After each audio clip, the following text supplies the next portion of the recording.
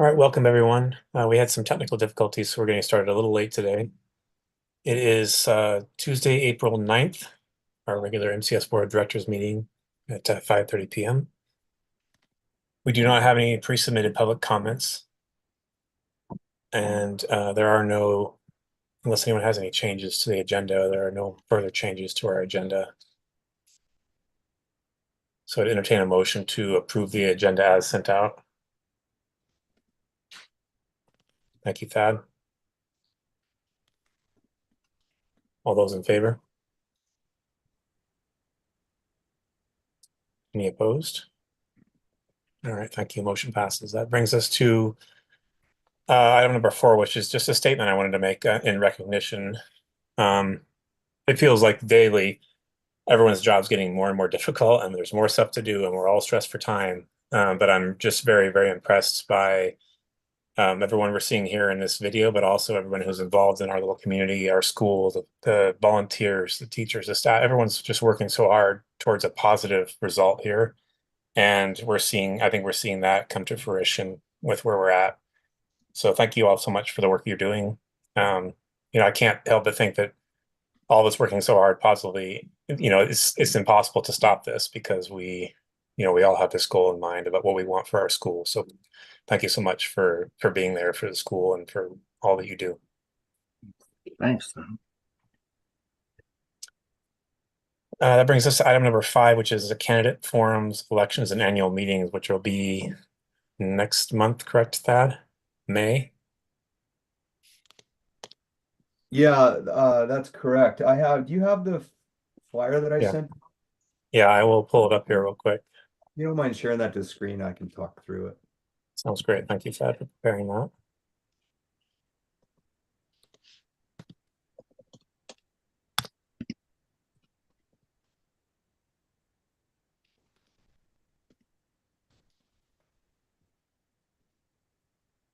Can everyone see that all right? And when I share my screen, I can only see a few of you. So if there's some issue that's come up, please either raise your hand or vocalize that you can't see something. Yeah, I can see it. So I've kind of just taken a form that I've used the last few years to talk through upcoming elections and the sort of rules that govern how we conduct them. With a 7-member board and 3-year terms, we basically have 2 positions come up for election on any given year, with every 3rd year 3 positions coming up for re-election. So in June, Dan and I's elected terms will be expiring. So we've got those 2 positions to fill by election. Our bylaws state that when a term expires, that position goes up for election, and it's a 3-year term. Should somebody vacate a board position outside of that 3-year expiration, then the term is filled by appointment of the existing board. And so that's why you sort of see some of our current board members are serving appointments versus elected terms. Whenever we appoint a member, they basically serve out the remainder of whatever was left on the term to which they were appointed. Our bylaws kind of govern what we need to do in the month of May for elections, as well as an annual membership meeting. So MCS is not only a school, but also a nonprofit, and we need to have a once annual membership meeting. Our bylaws dictate that annual membership meeting be on the 2nd week of May, which corresponds to when we normally have our May board meeting right now. So what we've traditionally done in the past is just have our annual membership meeting first, and then follow that with a regular board meeting, in this case, the regular month of May board meeting.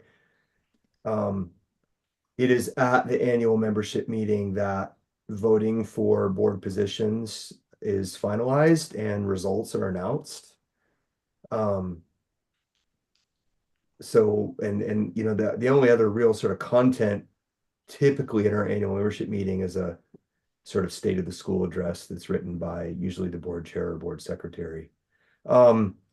We traditionally hold a candidate forum, and I think that's actually also laid out in our bylaws, the week before the annual membership meeting. So like in a typical year, we would, as a result of this meeting, somebody would work with Daphne to post that there's 2 open positions, share the candidate application form. Anybody in the community that's interested in running would send their form to the board chair or vice chair. We typically hold a candidate forum, which is just a Zoom meeting just like this, for anybody running for an open board spot to talk to the community, talk to the existing board. It's usually fairly informal. And it's just an opportunity for people to meet those they might be choosing from among to fill those spots. We've in the past made ballots available at the school office 3 days prior to that annual membership meeting. And folks that want to vote stop into the office, fill out a ballot, put it in a box. The election concludes just before the annual membership meeting, and traditionally we've had our front office secretary, so right now that would be Daphne, count the ballots and report the results. Results are reported at the end of the membership meeting in May. Newly elected members take their board seat at the end of the regular June board meeting. And as I mentioned earlier, elected terms are for 3 years. So I think we've got, correct me if I'm wrong, Dan, our regular May board meeting scheduled for Tuesday, May 7th. Is that correct? I believe so, but I don't have a calendar in front of me right now. That would be the second Tuesday in May. Assuming that's the case, I mean, we do need to have our annual membership meeting sometime during that week, since our bylaws state it has to be the second week of May. And it's too late to change the bylaws, so we kind of need to stick to those. So I would propose that we plan to have our annual membership meeting at 5:30 on Tuesday, May 7th, and then immediately follow it with the regular May board meeting. That's what we've always done in the past, and it's the most efficient in terms of, like, you know, not requiring board members to make 2 different meetings on 2 different nights. I second. Just so everyone knows, I'm fairly certain that currently we're scheduled for the 14th of May for 14th our of- board meeting. Okay, Is that the That's the okay? second. That's the second Tuesday. That's this. Actually, the second Tuesday is the 14th. you're right, it is, because the April, yeah, has some. Yeah. April start or May starts on a Wednesday. You're right. So May 7th would be the first. Okay, so I think I just misread the calendar. So Tuesday, May 14th, would both satisfy our bylaws, being the second full week of May. And we can stick to our calendar commitment of the 14th for regular meetings. So apologies for misreading my own calendar when I put this together the other day. Backing up a week from that would mean that the week of May 7th, Mhm. we want to hold a candidate forum. I think the bylaws say it has to be the week before. It doesn't say what day. So, you know, that's up to this board to select. So I guess maybe we split this up. I mean, I can make a motion that we hold the MCS annual meeting on Tuesday, May 14th, just prior to our already scheduled regular board meeting. And if we've got a second and folks want to vote on that, we could settle that part right now. Kenny, you seconded that earlier. Do you want to do it again? I do. All I right, second. thank you. All those in favor? Any opposed, voice your opposition? Motion passes. The candidate forum will be on May 14th prior to our MCS Oh, the regular meeting. annual meeting. So the annual meeting, yeah. Thank you. Will be on May 14th at 5:30 at our regular time, just before our regular meeting. And then backing up from that, do we want to do the candidate forum on Tuesday, May 7th? Or it could be, I mean, that Tuesday, May 7th would make it early enough that it's done and over with before ballots are available. Could also be done on Wednesday or Thursday, I suppose. Tuesday the 7th works for me. Do we have to have a quorum at that set? No, and it's not even an official board meeting, so we don't agenda the candidate forum typically. It's not we don't even have to have a quorum of board members, no. Because I'm I- turning 40 that day, so I probably won't be there. Happy birthday. Yeah, it doesn't work for me either that day, and I'd like to be there. But Wednesday would work, or Thursday. And we have to have 3 days for ballots. Is that correct? Yeah, usually 3 business days, so, How about May 6th, Monday, May 6th? That'd be better for me. Yes. We give folks, more time. yeah, that works for I'm me. I'm on a double, the 6th and 7th at work. Mm. So I'm sorry for my schedule getting in the way again, but I will be unable to make, I can try and make them, but I can't guarantee that I won't be busy on a call. So the Wednesday, the 8th is the day that works for my schedule. That works for me too. I'll miss it, Okay. but that's okay. That works for me. Okay. So I'll make a motion that we plan to hold the candidate forum on Wednesday, May 8th at 5:30 PM via Zoom. I'll second that. All those in favor? Any opposed, voice your opposition? Sorry, McKenna, with the It's scheduling okay. conflict there. Not a problem. And then I think the only remaining item on this is just that for someone to, work with Daphne to post the 2 positions in the candidate form. I think that's as simple as an email. She's done this numerous times, so it's not something new or. Okay. So I can take an action if the board's comfortable with that to speak with Daphne about getting this posted publicly. I think that'd be great, Thad. Do you think we need an official motion, or can you just handle it? It can't hurt. Yeah. Okay, I'll make a motion that we direct Thad to work with Daphne to get our candidate forum posted on May 8th. Can I get a second? Thank you, Emily. All those in favor? Any opposed? Motion passes.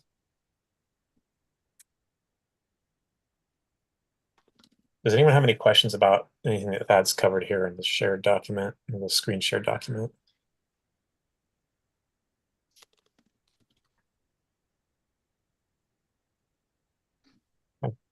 If you have any further questions after this stage, just either email Thad or myself.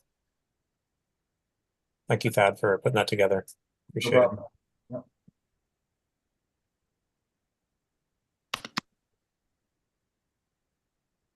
That brings us to item number 6, which is the consent agenda.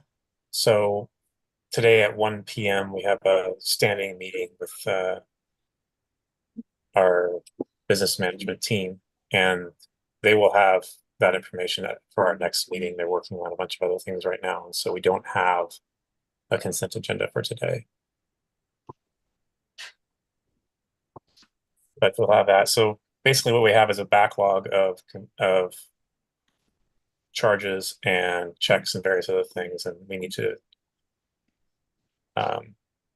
can't remember the term exactly right now, but basically they need to be categorized and organized. So the last time we did, we've been a couple sporadically over the last few months, but Summer and Veronica are working on that, and there's actually a stack of them in the business manager's office. So Summer will be here next week and working on those things, and Veronica is also working on it. So we'll have an update for the next meeting. Does anyone have any questions about that? I had Go ahead, one Emily. question. It sounded like there was going to need to be some support from school staff to get that taken care of. Is that something that we need to coordinate, or does somebody else have that action item? Summer and Veronica have been talking with Jen about that, and Dawn. So they'll coordinate as much as they can. So they're basically doing some forensic accounting, right? And they'll some things they may not be able to correlate over to a receipt or something else, some charges. And so those are the ones that we can, we will, but there's some that we may not be able to. And so as much as it can be done without, they understand the task. It's a heavy lift. but they've signed on to do it. And when they need some direction or clearance or a clarification from Jen or Dawn, they'll reach out for that. Okay, great. That's awesome. And it is also awesome to see their update and that they're checking off to-dos. That it feels good to see that. Yeah, it's they're definitely getting through it. The fact that that we'll get into it more later on here. I think it's actually an ED thing, but Veronica's, she has agreed to be on until we can find a replacement for the business manager. So she's agreed to take that on. It's a set monthly fee, and she's really kind of narrowing and distilling down the job to something that's manageable on a part-time level. So we'll continue working on that and trying to make it so that whoever comes in can take it over and have an organized system to be there instead of it just being this great unknown, which I think is what it's been for a while. It'll have an organized set of tasks and responsibilities that are set up for the next person. So it's going to be much easier for someone to step into that role. Great. Any other questions about the what we've talked about here, the consent agenda and Summer and Veronica? Okay. That brings us to item number 7, which is our ED announcement and contract, which is an action item. So you all received the contract in your board packet. It's been announced in public and through email to staff that we've hired Michelle Dawkins, who is on the call. Welcome, Michelle. I feel awesome about this and really excited about where we're going to go as a school. You all saw from the memo or the press that Emily put out. It's a great opportunity for our school. Michelle comes to us with over 28 years of experience at the Corbett School District. She has both teaching and administration experience and has some awesome experience with multi-age and has some great ideas for the school. And we're happy to work with her and have her hit the ground running here. And I think it's been a great reception so far. And so thank you, Michelle. Welcome to say anything if you want to, but you don't have to. Gotta unmute myself. It's been a while. Yeah, I'm very excited. It's been kind of fun. I've been in the school a little bit and been talking with Matt and Jen and just trying to get ready for what lies ahead. And I just see nothing but great stuff ahead for Mosier. So excited. Okay. Awesome. Welcome.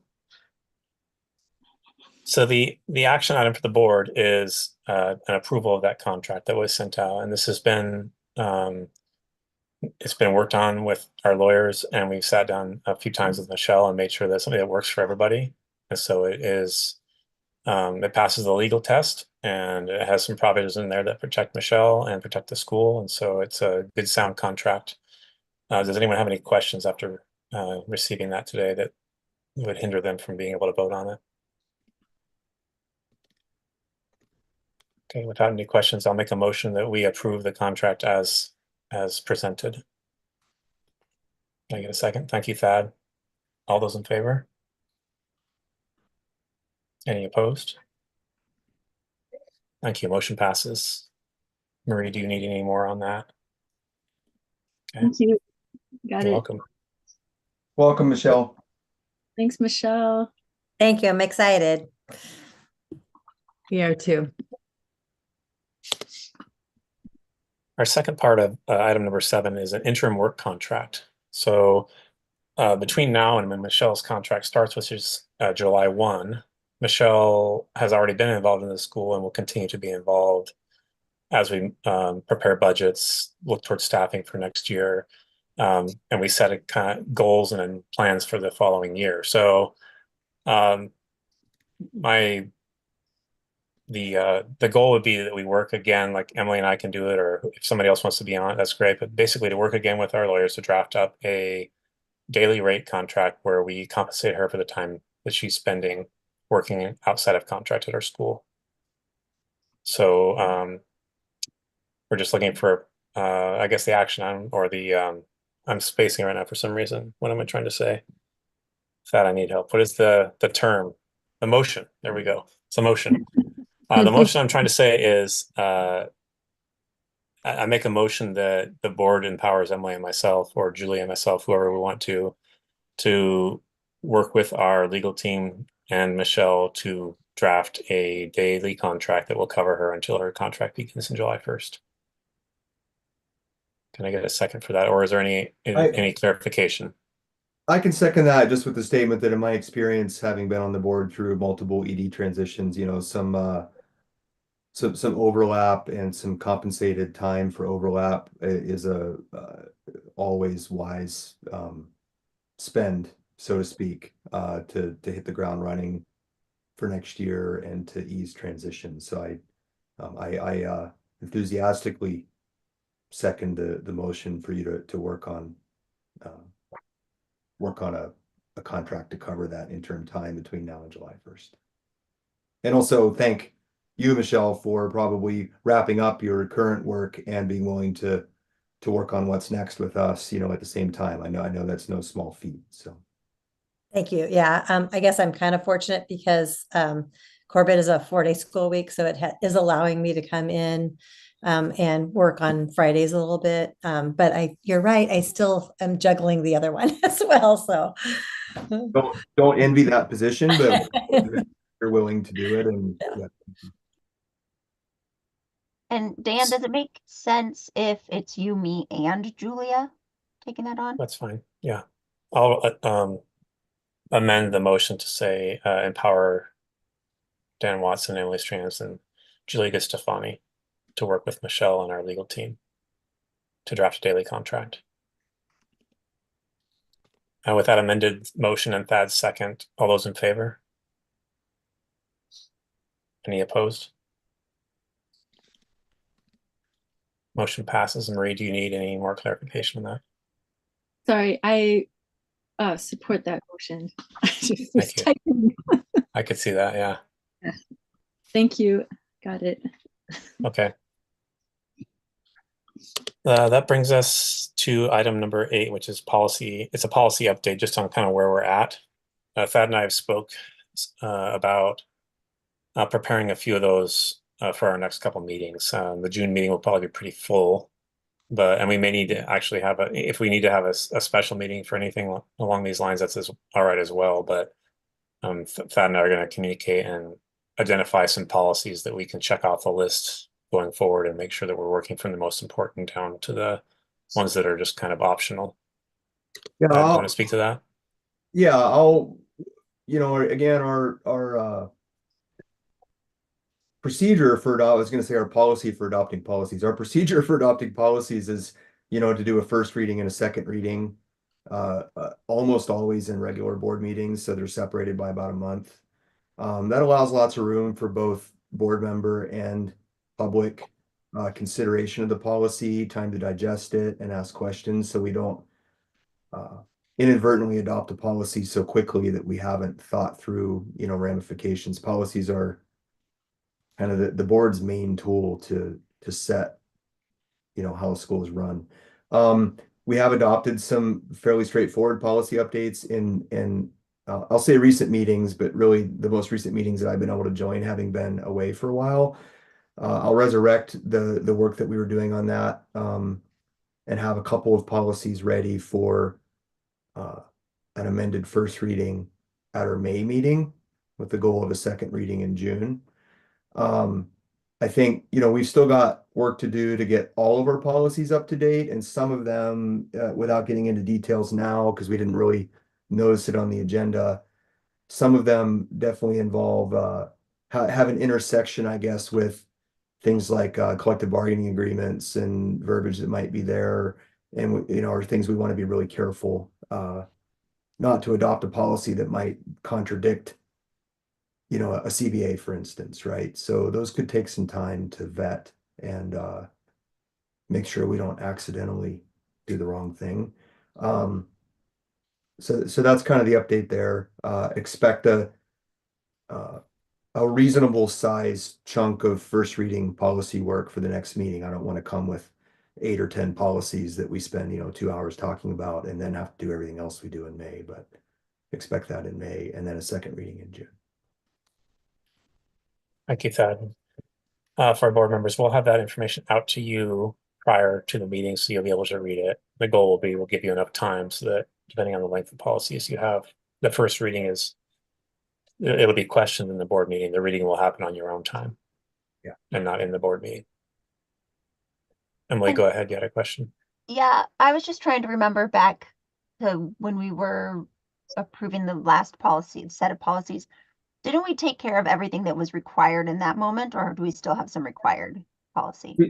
We still have some required policy updates to get through. Yeah, like one, for instance, was a policy regarding weapons in schools, which was an update to we have a policy on that now, and there was some really healthy discussion amongst the board on whether to have a optional provision in there for educational allowance of weapons in schools, say hunter safety or something like that. We had a really good discussion.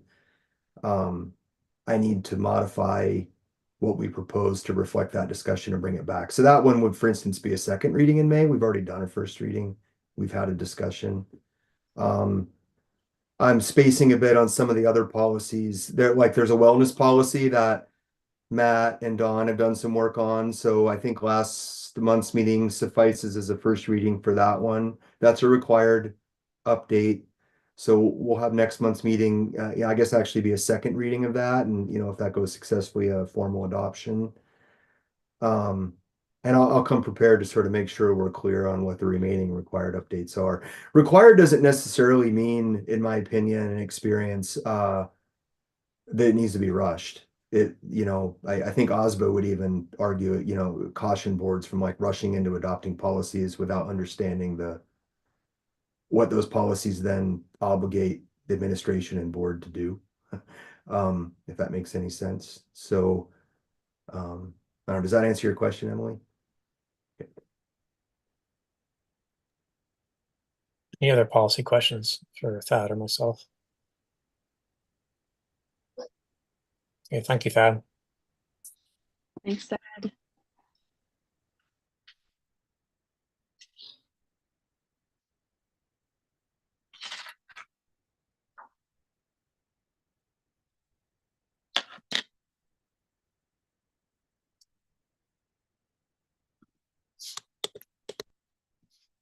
I was muted. That brings us to item number 9, which is treasurer's report. And Abelia is out. She's has some family business tonight to take care of. There was an update sent out from our business management team that I emailed to board members, and I believe Jen and Matt got that. And I'm sorry, the MTA, I did not send it to you, so I will send that out after the meeting. I'm sorry for that error. Is there any questions from that update, or would you like me to read it on the screen here? Want me to read it? Okay. Let me share it here 1 second.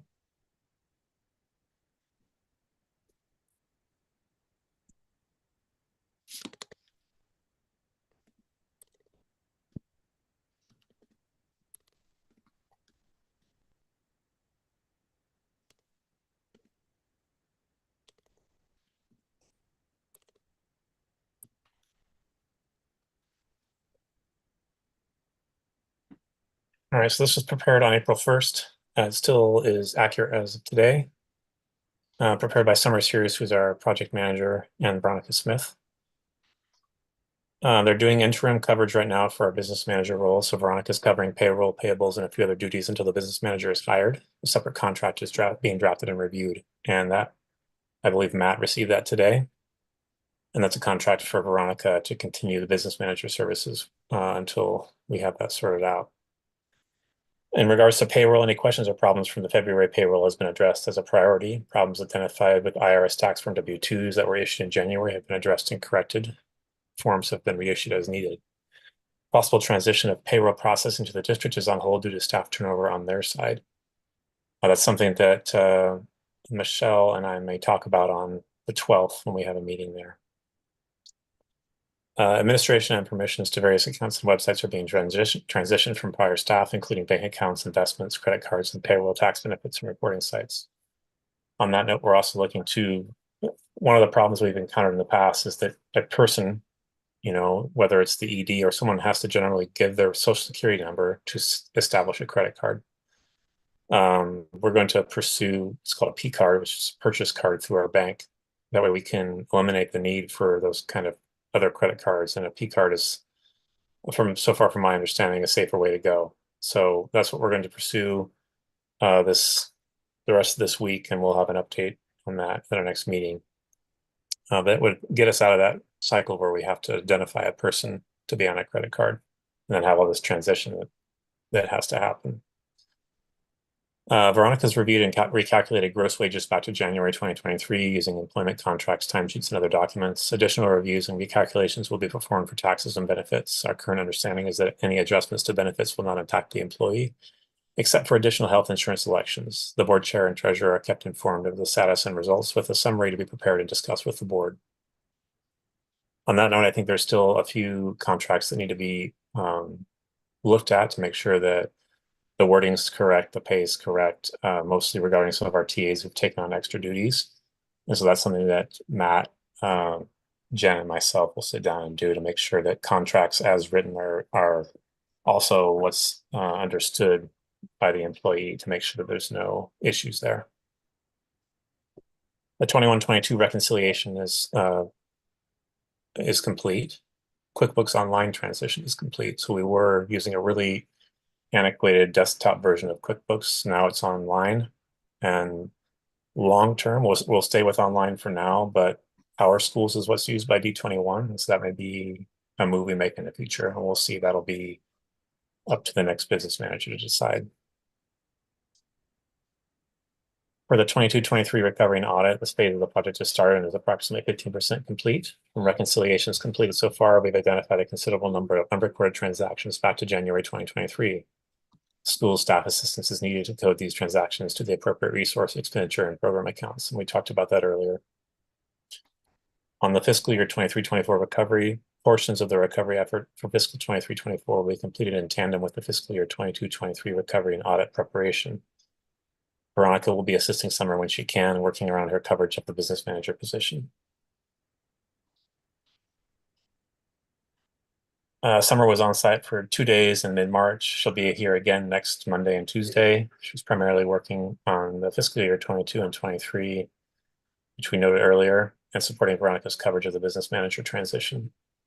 Veronica was on site most of March, primarily covering the business manager position and transition, but also working with staff, the board treasurer, and others to improve the condition of the school's accounting records, to develop more and efficient processes, and to help improve new internal controls. Having Veronica on site was appreciated by school staff, particularly when it came to questions and concerns about paychecks and Form W-2s. We hope that her presence and attention helped to rebuild trust and confidence in the accounting financial functions, and perhaps with the board and management in general. Summer wanted to extend gratitude to Stan Felderman from North Wasco County School District. It's been a vital part of the team managing the IT aspect of the transition and project, setting us up with remote access and shared drive permissions as needed and approved by board president and treasurer, managing software availability and access, etc. School staff have been wonderful to work with. Thank you. Note, a substantial amount of school staff support will be needed going forward, and especially in the next month or so, for coordination on processing payroll and payables, and for assisting with the details of the recovery efforts, i.e. the coding expense invoices back to January 2023. We discussed this in our meeting today, and they're prepared for whatever levels of assistance they get from staff. Whatever is known will be shared, but they're prepared to go at it as if they don't know it, and we don't have any information about anything. So that being said, they understand it's going to be a big lift, like we said earlier, and they're prepared to deal with it. So it's really appreciate both Summer and Veronica, and Avelia works with them, step in step. So it's been really an awesome team to be a part of. Any questions on that project update? Go ahead, Emily. Yeah, I guess I'm just wanting to check in to make sure that everybody, the word from the school and the teachers and the staff, that folks are comfortable with everything that's moving forward and got their questions answered. And we haven't heard a report back from them in a while, so I just wanted to check in. Maybe that will be covered in the MTA report. I'm not sure. On the union side, and Jen and Matt, if there's any, I already spoke to some discrepancies we may have in a couple TA contracts that we still need to work through. I don't know about the union staff, the MTA staff, if there's any other issues there. You guys want to speak to that at the moment, or is that something that we As want to bring far up? as we know, everyone has gotten their updated W-2s that needed them, and we haven't heard anything else Okay, need to that. So I think we're all set. You know, you Okay. don't know what you know, but I think that we're good. certainly. Thank you. Thanks for Thank you. asking. Yeah, thank you, Emily. If anything does come up, please reach out, as soon as possible so that, we can get on any issues. I mean, it's one of those Absolutely. things, payroll sometimes has issues, with my works it's the same way. We use a company called, well, I won't mention them on the meeting here, but we use a company that has issues occasionally. And I think that's just one of those things that happens. So please, all staff, check your paychecks and make sure you're being paid what you're supposed to. It's a good habit to get into, check them every month, make sure your hours are correct. With that, there's an action item here for an audit update. So I spoke with Summer and sent a copy of the email out to all board members. But basically, we have the opportunity to move from who we're currently contracted with for our audit to the same auditor that is used by D21.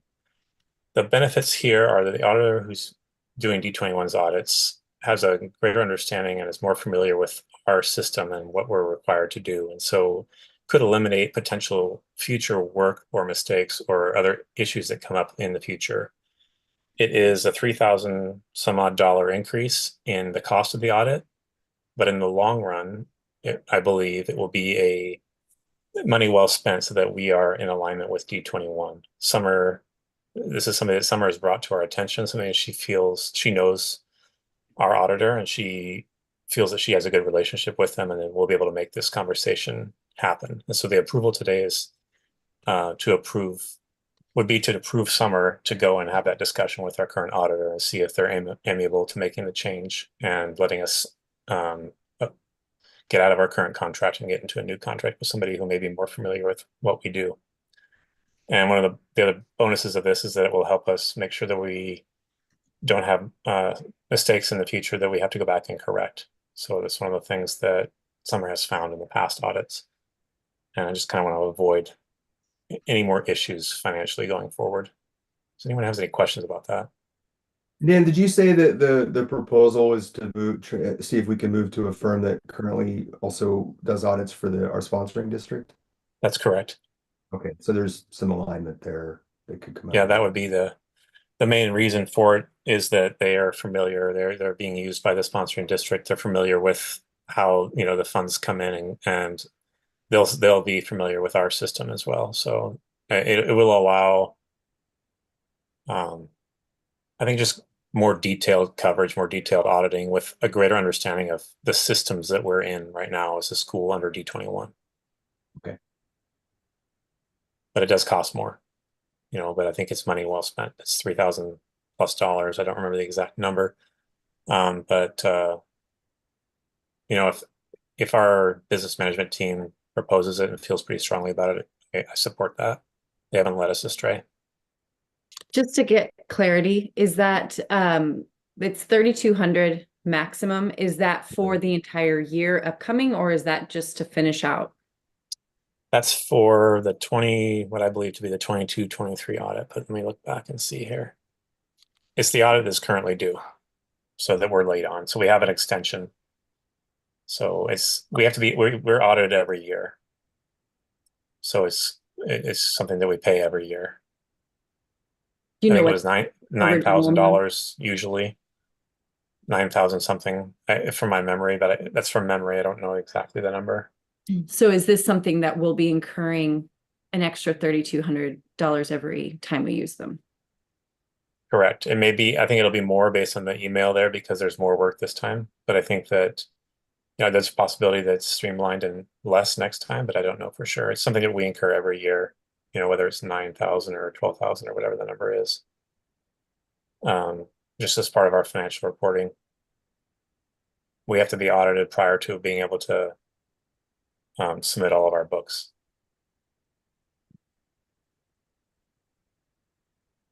Does that answer your question? It does. Okay. Thad, do you have any comments on this? See, you're unmuted, so I'm just checking in. An audit's a normal annual process that usually is not painful.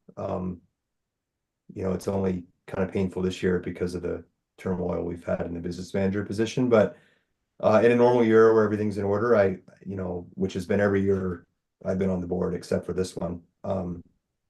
It's a fairly painless process, but a very necessary one. So, yeah, if we're paying a professional to try to get everything in order, and if her advice is to pursue this, I think it makes sense.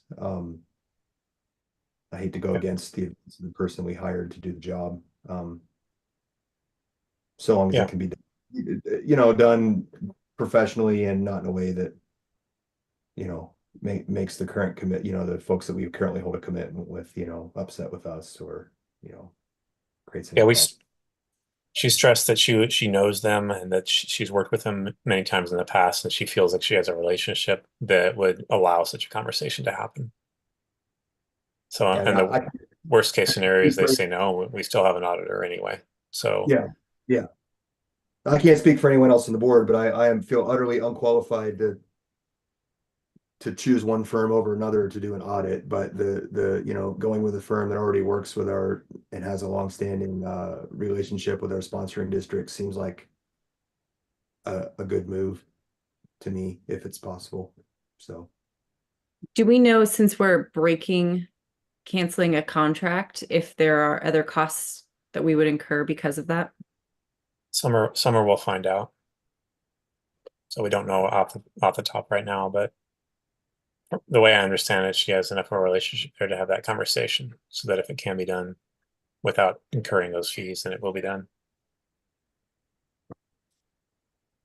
From what I've seen of Summer's work, I have utmost faith in her professionalism, and my intuition is that she wouldn't make this suggestion if not for very strong reasons that would, benefit the school. So I'm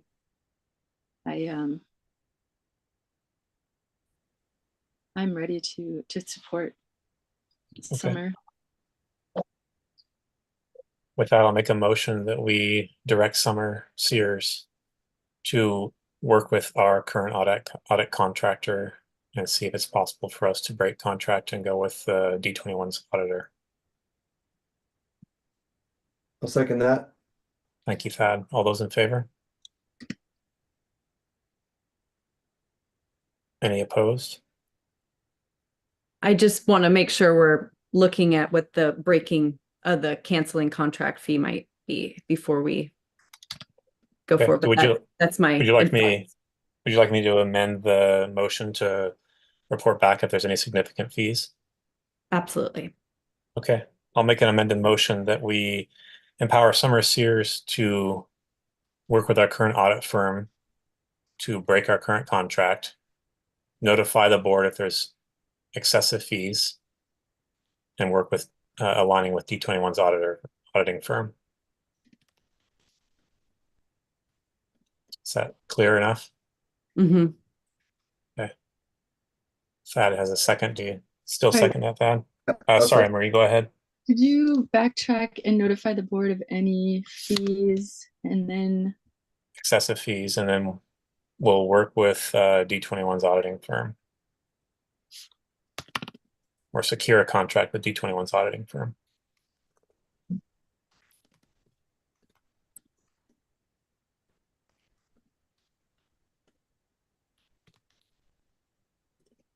Let me know when you're ready and I'll proceed.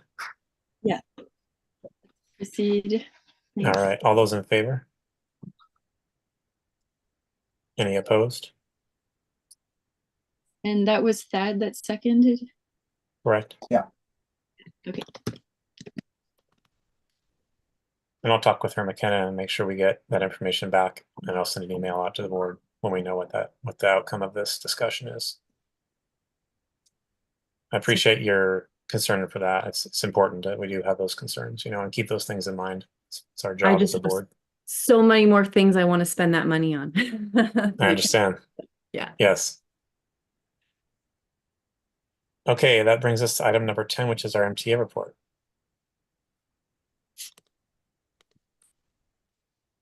Have to apologize because our internet is a little wonky right now, so hopefully you'll be able to hear us and we won't get frozen. Let's start with TK Explorers. They started a new study of a unit of study entitled Taking Care of the Earth.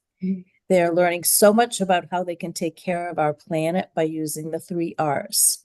How pollution affects us and other living things on Earth, and what a natural resource is, and how to compost a plant. They'll also be creating some amazing recycled art projects. We'll look forward to seeing those around the school. Sarah Grace reports about 4th and 5th grade. They're learning about clean energy and science for the remainder of the year. They're currently diving into geothermal energy and its importance. And next week, students will get to create their own energy house and learn about importance of efficiency, conservation, economic return from insulation. In mid-April, they'll learn about solar energy, and students will get to create their own solar-powered car with KNX. Overall, they're having a great start to the new trimester, and they look forward to the remaining 10 weeks of school. Yikes. Melina reports that she is in her old new classroom, and she's very excited and happy about that. And Kate has moved into her new classroom, also the science teacher. Middle school is finally all together again. They're quite happy about that. K1 created a post office, and they have been thoroughly enjoying writing letters to each other and sending them through their postal service. 2nd and 3rd grade, we are eager to begin a science unit on plants, and we're going to be doing a lot of work, hopefully in the garden, and getting that ready for various plants. So that'll be fun. We are hoping to enlist community members to come in and talk with our students or demonstrate with our students all things about gardening, and so that might be fun. In reading, we are looking at the characteristics of nonfiction books. So we're currently making our own nonfiction features book to help us with that, and the kids are thoroughly enjoying that. For 3rd graders in math, we're going over the statewide testing, and I kind of told them about the fact that they're going to have gum and candy while they take it. So they're super excited about that, not as stressed out. And I would encourage families to go on to the Oregon statewide testing site and check out the sample tests, just to kind of familiarize what your kids are seeing and experiencing. Student Council is fundraising for the end of the year celebration. So that's been fun. We had their popcorn and pickle last Friday. The MTA would like to come together and maybe brainstorm ways to help beautify our school. And there's been many reports on staff and low energies. And so we're trying to think of ways to kind of keep our momentum going till we get to the end. Are there any questions? And we always appreciate being heard. So thank you for inviting us to be here. Thank you. And I'll make sure that I send those emails to you, the Veronica's update, things like that, so you have it. I'm sorry that I neglected to do that this time. So things have frozen for us, and we're not really hearing any comments. We can still hear you. Did you have any questions about our report or anything that we need to clarify?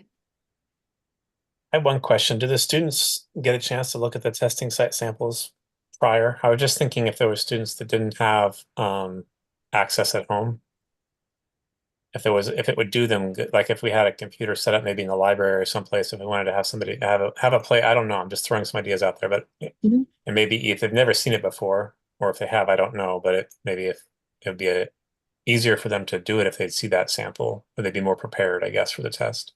And that's what I do with my students, especially with third grade, since it's the first year that they've run it, as we take almost 2 weeks to prep for it. So I go Okay. through all these sample, but I just encourage families, hey, take a look at this with your kids, and maybe they can have a discussion about it and help ease some of that anxiety that comes with it. Yeah, I think the Okay. comment was more about families and parents actually taking a look at what their students are being asked to do. Yeah. Okay. Thank you for clarifying that. But they are getting a chance to see samples of what they'll be asked and preparing to be able to do it. Awesome. Thank you. I would just say I totally hear you about the energy level. Right now, I was feeling the same thing at work today. And I wonder if part of it is, the transition into spring and everybody wants to be outside working in their garden instead of working. But yeah, if when you have that brainstorm, if there are things that the school community, the board community can help out with, or, just help people push through the last 10 weeks.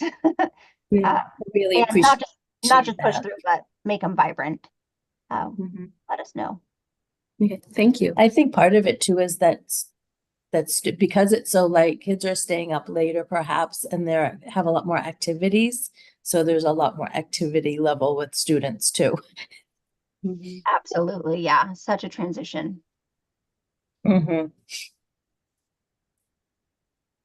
Yeah, it's been a very big year, and I appreciate knowing how staff is doing, and hopefully we're in the process of setting up and continue to try to create, structure so that we can alleviate some of that burnout moving forward. So thank you all for digging in, and I know it hasn't been easy.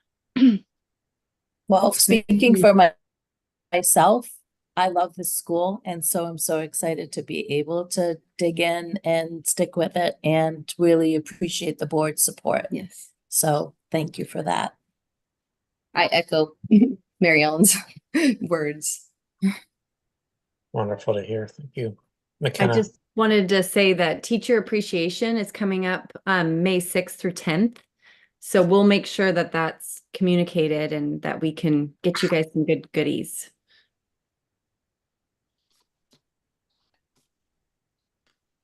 I wonder on that note if we could get, I don't know what the volunteers, and I know getting volunteers into the classroom helps, just having people sit in and stuff. And so if there's anything we can do more in that realm, as far as getting just an extra adult in the room, maybe for this last 10 weeks here, if we need to organize something to help out, please reach out on that, and we can try to get some, if we can get something out either in a mailer or just reaching out through Matt and Jen to the parents if we have some needs there, where you have classes that are harder than others or larger classes and you need extra help.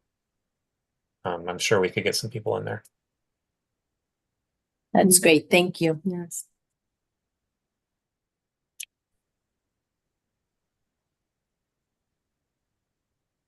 Okay, thank you for that update. Next is item number 11, which is our executive director report. Matt, thank you. Yeah, I'll segue right off of what was just said. I think I'm the only one here who has retired from education. I did that in 2019, and I can tell you it is a challenging profession, but I promise you, when you get to that point, you will miss it tremendously. There's just really nothing like it to impact the future of these young kids.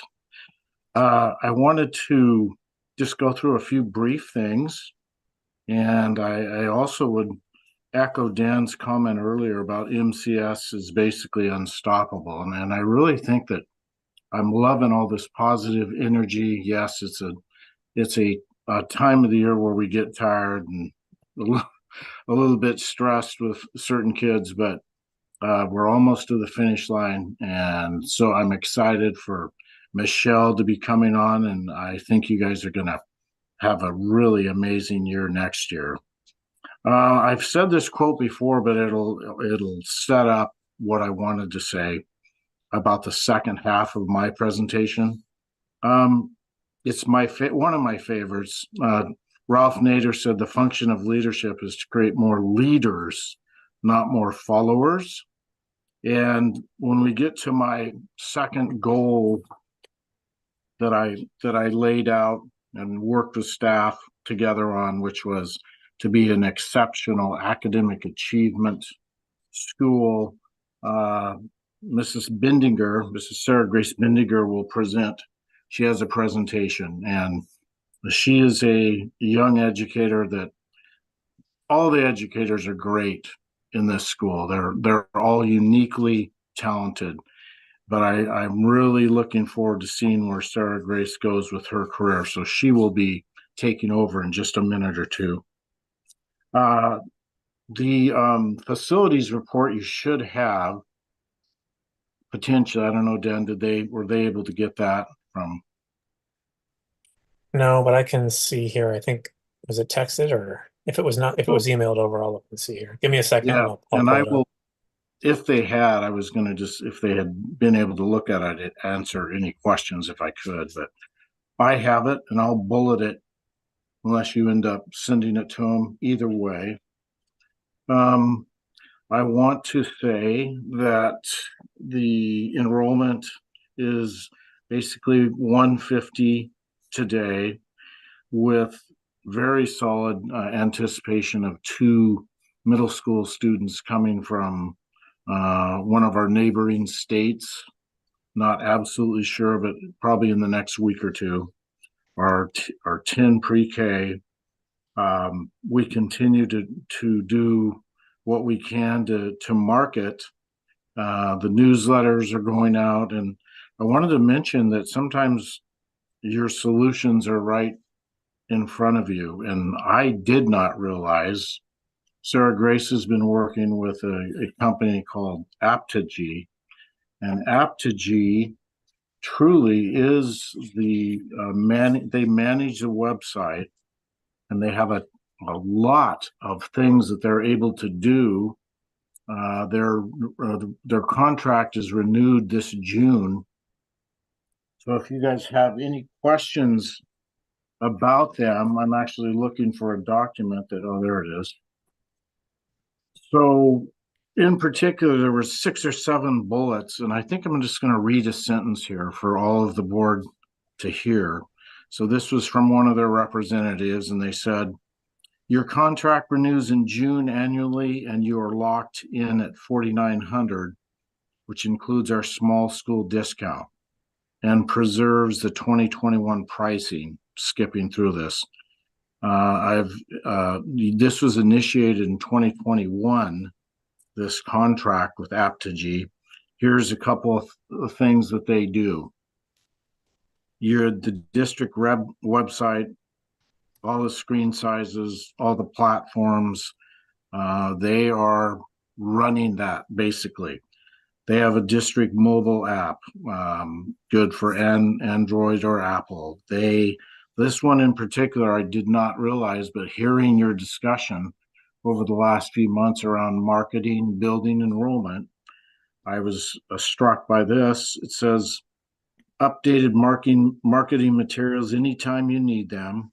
We are happy to work with your team to market your app or create custom graphics for major initiatives like enrollment, marketing, or attracting new teachers, etc. Homepage redesign annually for free, the alert systems, unlimited training. So, for $4,900, I'd say you guys might be able to just work with them this coming year, and maybe we leverage a few more expectations in the next month or so before it's renewed, that we would like to see happen with the website. But I'm glad. I just honestly didn't know. Miss Begay will One be. second there. Go Looks ahead. like McKenna has a question. Yeah. I mean, that's great. If you could send over that information, unfortunately, with the lack of continuity, that might have been missed. But I know there's some some volunteers who have great experience that are working on trying to get those things updated. And I don't know if it's been quite as easy as we would have liked with them yet, but I would love to see what that contract entails. And Or that's you know, that's you have. excellent point, McKenna. I know Sarah Grace might talk to it a little bit because she has been communicating with them. So what promises were made and what have been kept, I'm not aware of, but But I agree. Let's take advantage of it before the contract's up and see Yep. what they can produce. It'd be right. great. Okay. And Matt, I have that facilities update when you're Oh, ready to okay. see that as well. So just let me know when you want to have it on the Yeah. screen. Thank I you. was just gonna say, it is funny, you guys were talking about the spring and stuff. I swear, the eclipse day, the kids were just bouncing off the walls. I don't know if it had anything to do with it, but they are challenging. They're excited though. I watched some kids today out on the playground, and I just have to keep reminding myself how important releasing that energy is for them as they're in the classroom, and they just, they're little kids. They're screaming, they're running all over the place. It was sweet to see. Um, the behavioral trends. One of the things I want to do with Jen and Mary Ellen, Lisa, is secure some trauma informed training before the year's out, if possible, because I think that is needed. We've talked about it all year, but it hasn't happened. I've been looking at some things. And anytime, Dan, you want to throw that, if the folks have looked at it and you guys have any questions, I wrote quite a bit about it in the newsletter as well, as far as the facilities, but No Dawn's one's been had it. working Yeah, personally. no one's had a chance to look at it, so I can read it on the screen and share it here. Okay.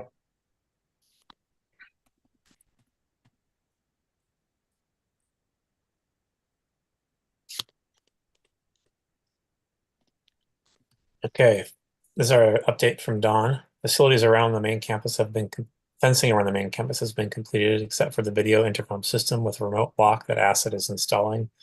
The parts needed are ordered, just not delivered yet. This will be for the gate entryways. Like Matt already said, both teachers are fully moved into the modular. The new lunchroom is working well. They'll need to order new tables to accommodate higher volume of students eating, and would love to update the seating that is old and coming apart. I'd like to start updating the kitchen for better service and ease of use in the near future, now that we are serving a higher volume of students daily. The wellness program for Mosier Community School needs to be reviewed and then voted on, and once it's approved by the board, we'll need to post this to our website to get back into compliance with the state of Oregon. We have finally finished our ODE audit and have passed, the exception being if we do not have an updated board passed wellness plan. In this plan, we will no longer be a nut-free school, and the reason behind this is that we cannot guarantee that we are nut-free, and if we continue to promote that we are, we could potentially set ourselves up for possible litigation in the future. I think referring to kids bringing their own lunches and no control over what's in them. As many districts in the state have already moved away from using the term nut-free, as it cannot be guaranteed. The next project is getting the garden moved and redone. We will have a garden committee to oversee the project. As soon as I receive the quote on fencing the remainder of the school, I will pass that information along to the board to go over and approve. We are currently addressing the night sky lighting issues, and we are also looking into a multi-layer system of approval when involving the use or rental of the school, executive director, operations manager, and any other needed personnel. Any questions regarding the facilities update? So just some context on the dark sky lighting. We have a number of old lights around the school and some that shine in the wrong direction and shine on our neighbors' properties and things like that. So we're going to update all 8 of them so that they're dark sky and city code compliant, and that way we can continue to be good neighbors and work with and make sure we're in, just in code compliance with the city. Do you know if there's I don't know if there's a buy list for things that they need from like a lighting and electrical standpoint still? Because those are easily donated. Yeah, that would be through Dawn and Brent. Okay. So Brent's coordinating, so they're going to be installed by Tito with Land Electric. But Dawn and Brent are working on that, so I'll connect you in an email after this meeting. Excellent.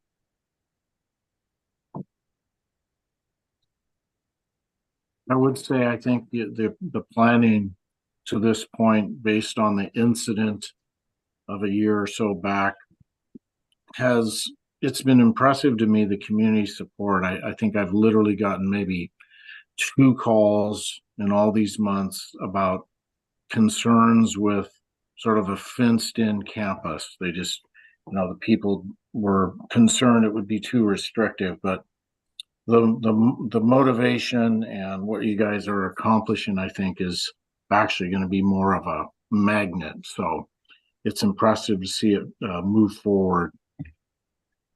If there's no other questions on facilities that I could pass on to Dawn, or I wanted to say thanks for Jen. Testing was mentioned.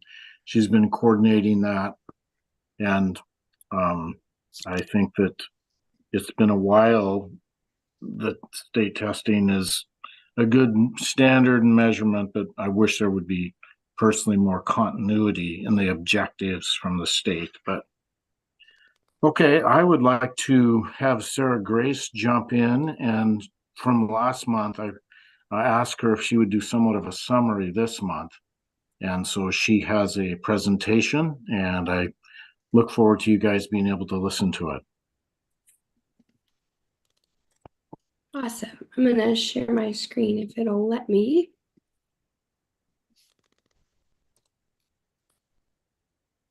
Okay. Can everybody hear me by chance? Yes. Yes. Yes. Okay. So this position started back in September, October time, and I just want to start by saying thank you. It has been a joy to get to do this, especially with Matt and Jen.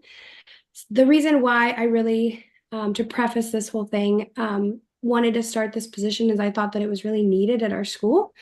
And then I also let Matt know at the beginning of the year that I'm in the process of getting my administrator's license, and I thought this would be a really good stepping stone to get my feet wet into what the administrative side looks like. So these are kind of some of the things that we've done, changed, added to our school since September. So to start, these are the 4 different things that we've kind of added or fixed. To start with Clever, we added, it's a student informational system. If you're unfamiliar with it, D21 actually manages it, and they were very surprised that we hadn't started with Clever already. So this was able to give all the students a QR code, and they're able to just log in seamlessly. Or teachers can keep any of their on this one window, and it's supposed to be a lot safer. So student emails aren't being shared with a bunch of programs. Teacher emails aren't being shared. It's all through one system. So we actually just moved iReady and a couple other formats that I'm going to talk about have all been moved over to Clever, and it's making it much more seamless for staff and students. Another one that we got this year is Accelerated Reader. We were able to purchase that back in October and November, I believe. It is a really good, equitable reading tool for all students. It meets students where they're at versus what grade level they're in. So if I have kids in my grade level, 4th and 5th, that maybe aren't strong readers, it allows them to read books on their level and take tests or little quizzes and collect points or words.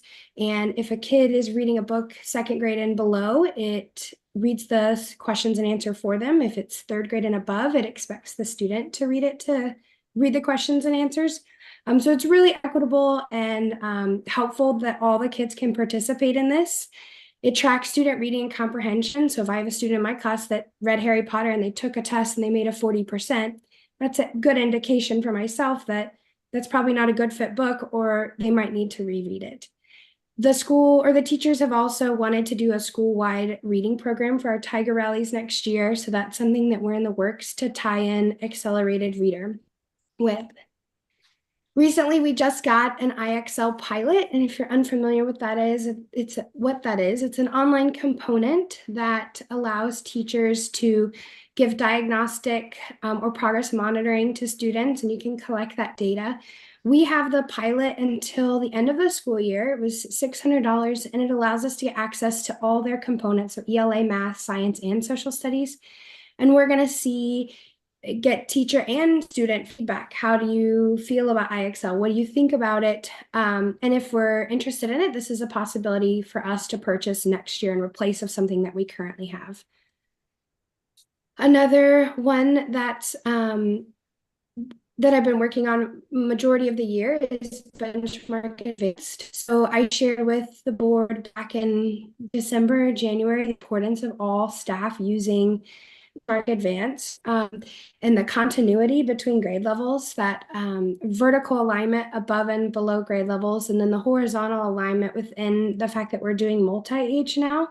If you talk to Benchmark, they will tell you straight that it will not work if everybody's not using it. So that's something that we've been trying to get clarity on for all tiers. We have a really good representative that's going to come for our PD on the 19th and kind of go over some of the concerns teachers have. She's going to address the sites of reading embedded in the curriculum, give us sample lessons, and I've actually checked with ODE to make sure that we're currently in state requirements or meeting state requirements by using a standards-based curriculum. And this would affect our funding from D21, so we really want to make sure that we're following expectations from the state. And it's a to follow compliance, you must have an equitable and database curriculum, which Benchmark Advanced is. So we have, I believe, 4 more years of Benchmark. We purchased it in a big bundle of a 6-year, which is very rare for a school to do, but we did that because we had COVID funds. So 2 years ago, they purchased it all in advance, which was great because now it's paid for and we don't have to worry about it. But it's for 4 more years until we can make any adjustments. We do have some literacy grant money that we can add here and there if there's something that we need. And I'll talk about that in just a second. Some of our literacy grant, it's right in this, money was spent to renew some foundations. So all teachers were given whatever foundations material they wanted or felt like they needed. Foundations meets for phonics, journal, and writing, and then it's meant to complement a core reading program. And it seems to be pretty successful for kindergarten through 3rd grade is using it currently at the moment. And it's a favored piece of material at our school. So the kids like it, the teachers like it, and they're also using it in tier 2 and tier 3. So that's ELD, Title I, and the resource room. So it's made a big difference. We adopted it mid-year last year. The Scholastic book hit. Last year we made $3,000. This year we made $4,000 in profits. For that meaning each teacher was able to receive $220 for their classroom library. I just want to thank all the parents. I mean, I couldn't be there for all the time slots, all the parents that volunteered before school, during school, after school, during the movie night. It was a fantastic turnout, and I'm very thankful for our community coming together to make this happen, and the Tiger's Den as well. It was a success, and the kids really enjoy Scholastic Book Fair Week, or we made it into Dr. Seuss Week. Jen and I worked on the literacy grant back right before Christmas, and then during Christmas, and we were approved. It was a non-competitive grant, so we were able to get it. This gives us money, and I just spelled literacy wrong. I'm checking that now. So money for literacy materials, high dosage tutor. We've been working on hiring somebody for about 6 weeks now. We haven't had any bites that I know of, but that's something that we do have funding for. The professional development, and what's really cool is it provides substitutes for our classes so that we can do professional development during the day, and they can meet with us during class time, and it will pay for us to have a sub in our class. Any questions so far? Or are we good? And Sarah Grace, we do have 2 applicants for that position. Oh, awesome. I I didn't know that, so that's great. just recent, yeah. What position are you referring to there, Matt? It's the high dosage tutor connected to this literacy grant that So is that like a full-time licensed position or what? no, go ahead, Sarah Grace. I think you might know the components, but it's proportionate to the grant. Okay. Yeah, it And was very strict guidelines as to what we could spend that money on. And so it can't pay for full time. It's part-time. But they must be a licensed educator and have a literacy background. So they must, it can't be a high school math teacher. They have to have a background in teaching some sort of reading or literacy.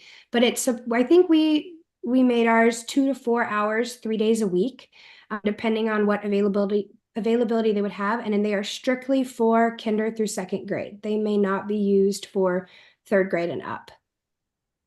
without re-upping the grant, that it would be a position that would get things rolling, but then it would stop. Yeah, I mean, my only concern just, I mean, it's a great, this is all really excellent. Just as a board member, as we go into budgeting phase, anytime I hear, a new position, my antennas go up on, making sure that we're accounting for not just the direct salary costs, but all the other costs associated with, having an employee, right? So, it's just an important thing to consider. Thank you. And we only have one app. Well, anyway, I won't get into that, but it'll take care of itself, I think. Marie, do you have a question? Yeah, I have a question about the Scholastic Book Fair, and I don't want to derail us too much from the topic, but I was just curious because you worked with them directly to know whether the items that are kind of at the register of the book fair, the pens and the erasers and the toys, are those something that Scholastic requires the school to offer, or is it possible for the school to select, whether it's a book only per se or books and little tchotchkes? Just curious to know. Absolutely. That was a huge concern as we saw many students that were actually trying to return books to go back and get a pen or an eraser or a fidget. Next year, the plan is I will not put any of that out. I don't think you cannot get it because they put it in the magazine that we send out to students of what books and materials they're going to have at the book fair. So I think you have to receive it, but I'm not going to put it out to the last day. So allowing students to really try to spend their money on books. And then if they have, $2 left on the last day, yeah, you can buy a pencil with a fuzzy top, but that's the plan because I think there was some concern from parents that came in and volunteered and teachers that kids were spending $20 on little erasers versus spending that. Their parents gave them that money probably for books. So yeah, that was a hot topic for sure. Thank you. So the literacy grant was great. We're working on, they actually give us money that backdates October 2023. So anything that we've spent on literacy back to that date, we're able to use that money for that. So we've used that money for foundations. Any PD, we've actually already paid for our benchmark PD for this year. We paid for it last year, but any PDs such as that in the future we'll be able to use with this grant money. Acadians was purchased this year by Crystal Marlin, used it at her previous school. She brought it to our school. There's some highs and lows to it, so it's in discussion to figure out how long our agreement is with them and if we want to continue using it. We are progress monitoring tier 2 and tier 3 students. So that means we give them little snapshots every 4 to 5 weeks. We do a beginning and a middle and end of year diagnostic. We just finished our middle of the year diagnostic on just tier 2 and tier 3 students. All students will take the end of the year diagnostic that are in elementary school at the end of the year.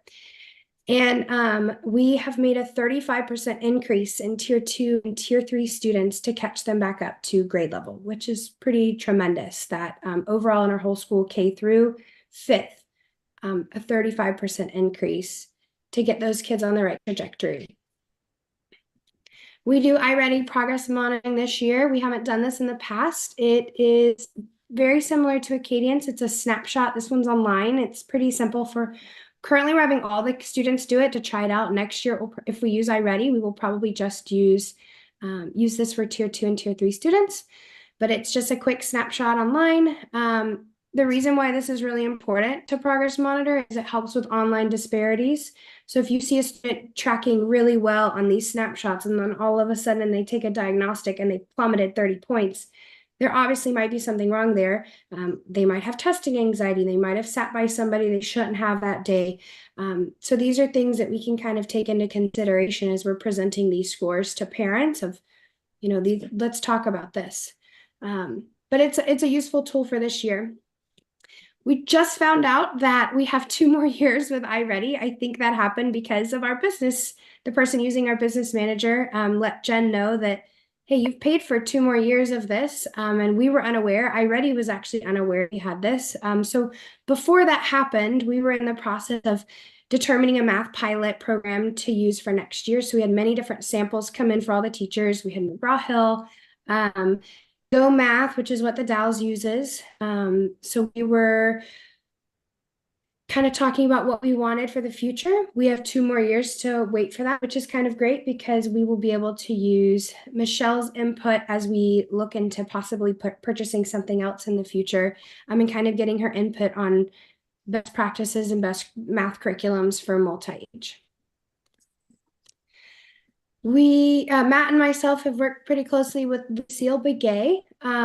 She talked to us about the ODE Native American lesson plans. Those were sent out to teachers. They're supposed to be required for 4th and 8th grade teachers. I've signed up and started the professional development for the Columbia Wren Tribal History Program. And this is where educators across the gorge meet and we talk about diverse lesson plans for our classroom. And these will also be shared when we're done with 4th and 8th grade teachers or teachers that teach 4th and 8th grade. We also have Native American dancers coming May 23rd, so you can put that in your calendars. Lucille Begay is heading that up and they will be performing at our school. These are some of the partners that I've met with throughout the year. Branching Minds, we use an MTSS model at our school.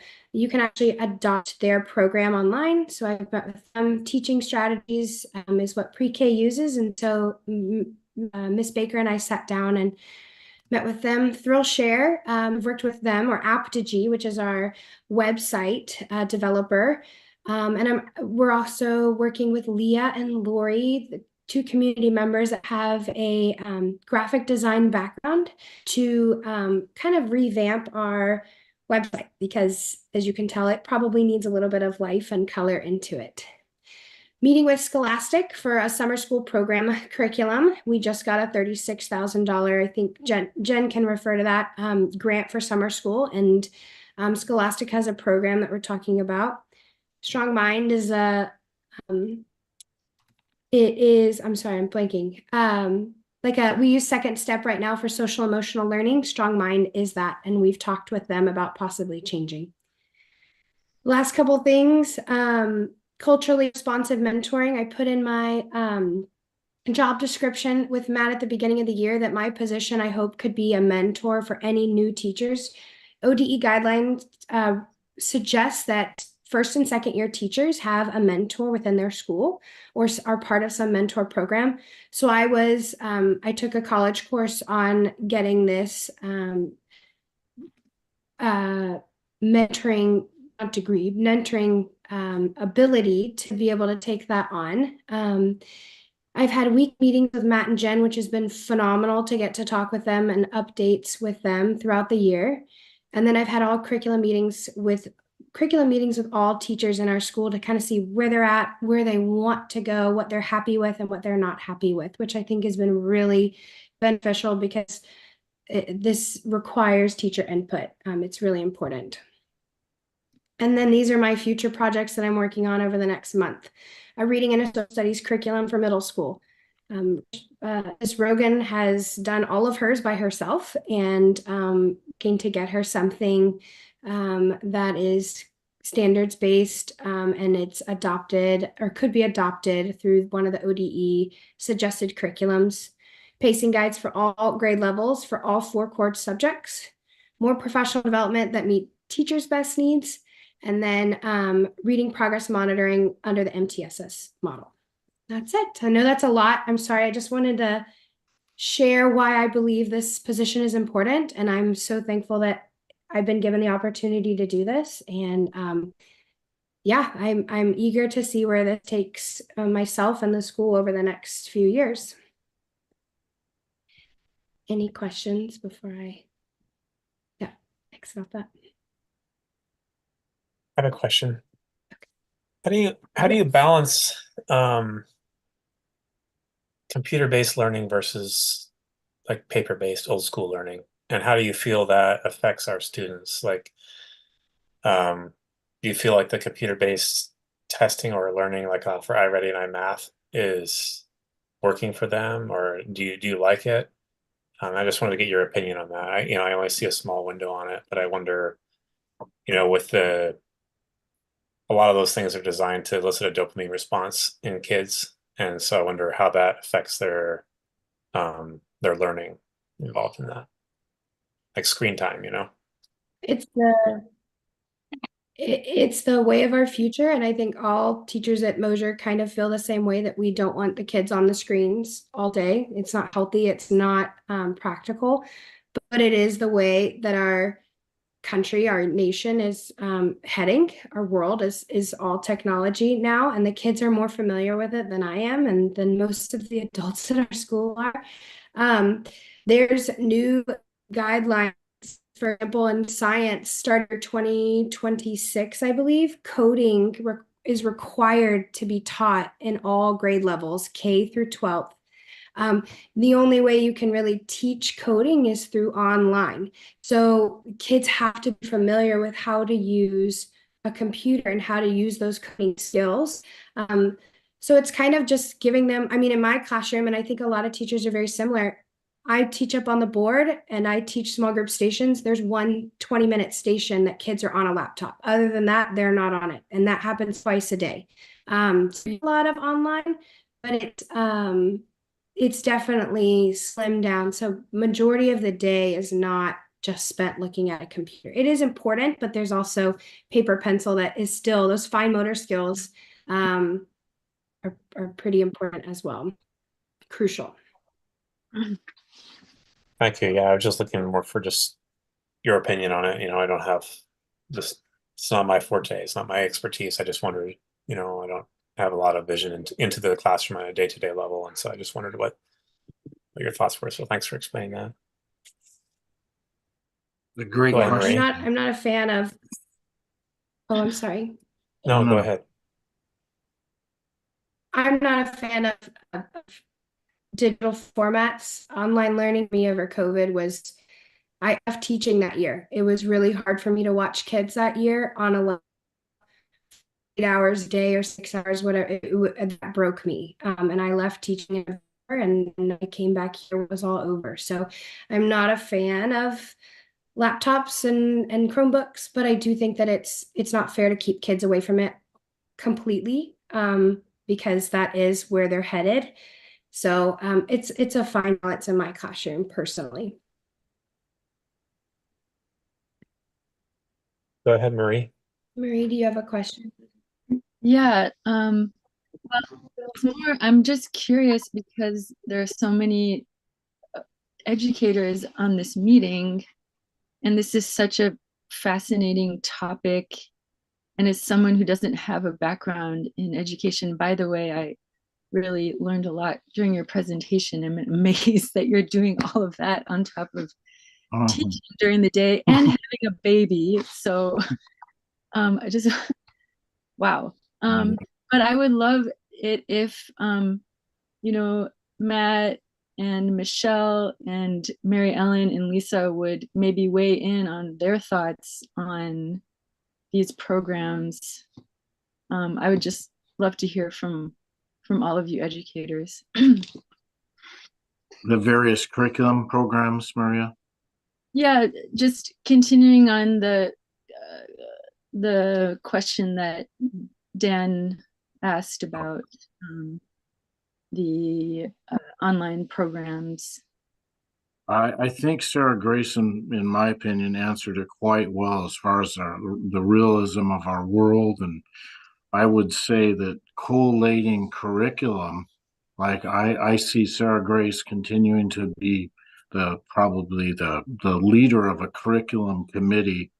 And it is challenging to basically collate with teacher input, with administrative input, with frankly a curriculum committee should have community people on it too, ideally.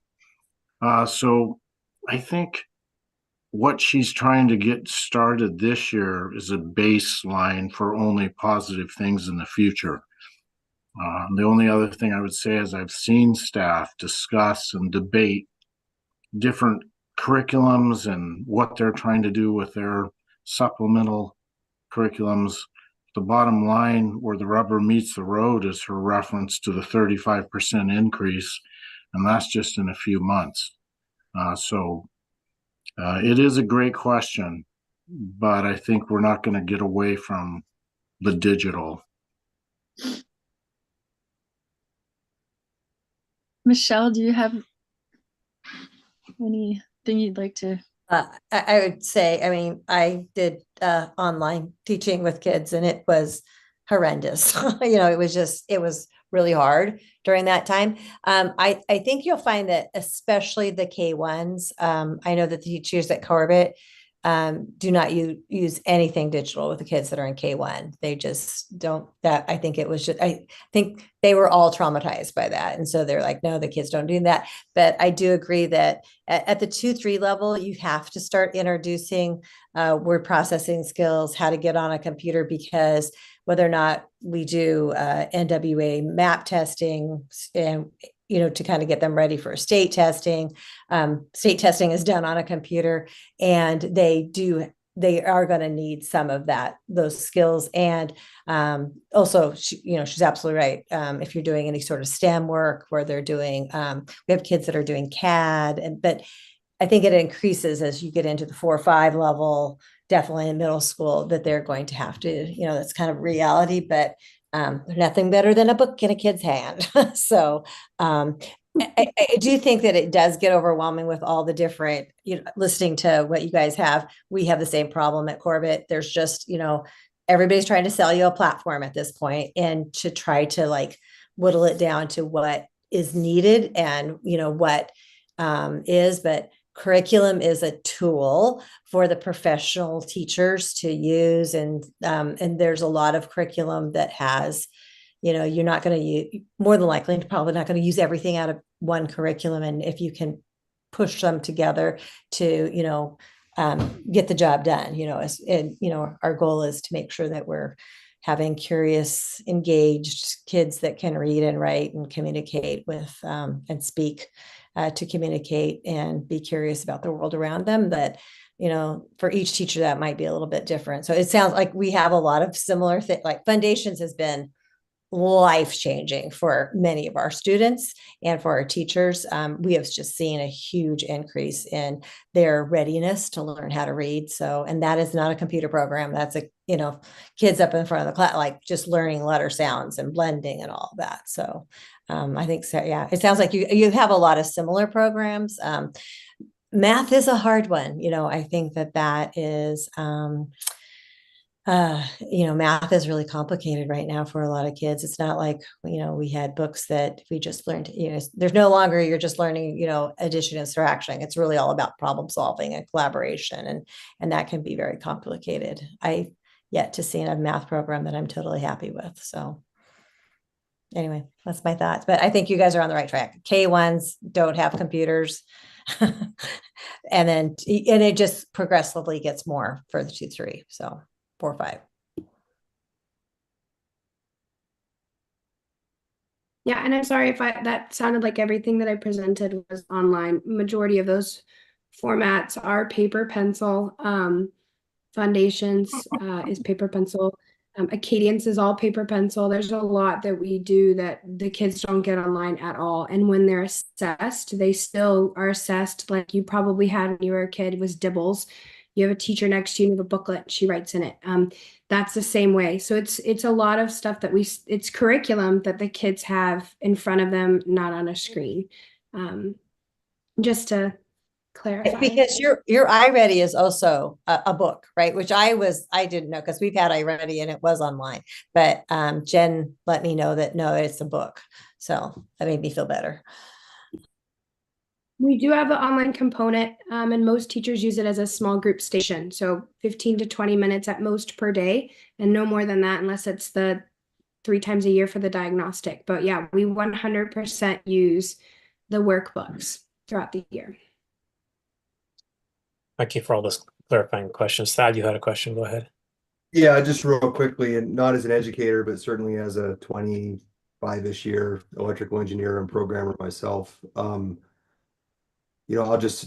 really glad to hear that we try at Mosier School to not go too far with time in front of screens. And while I'm not an educator, I'll just point out that like any engineer at around 50 years old that's peaking in their career right now, I'll include myself in that bucket. None of us use computers in school because they didn't really exist. I mean, you could go back to like a TRS-80 I started using in 4th or 5th grade, and if you want to call that a computer, fine, but they're really not by today's standards. And somehow we create all this amazing technology that, we all are saying is necessary now. So I just encourage everyone to consider that, whatever is the standard now won't be when our kids are adults.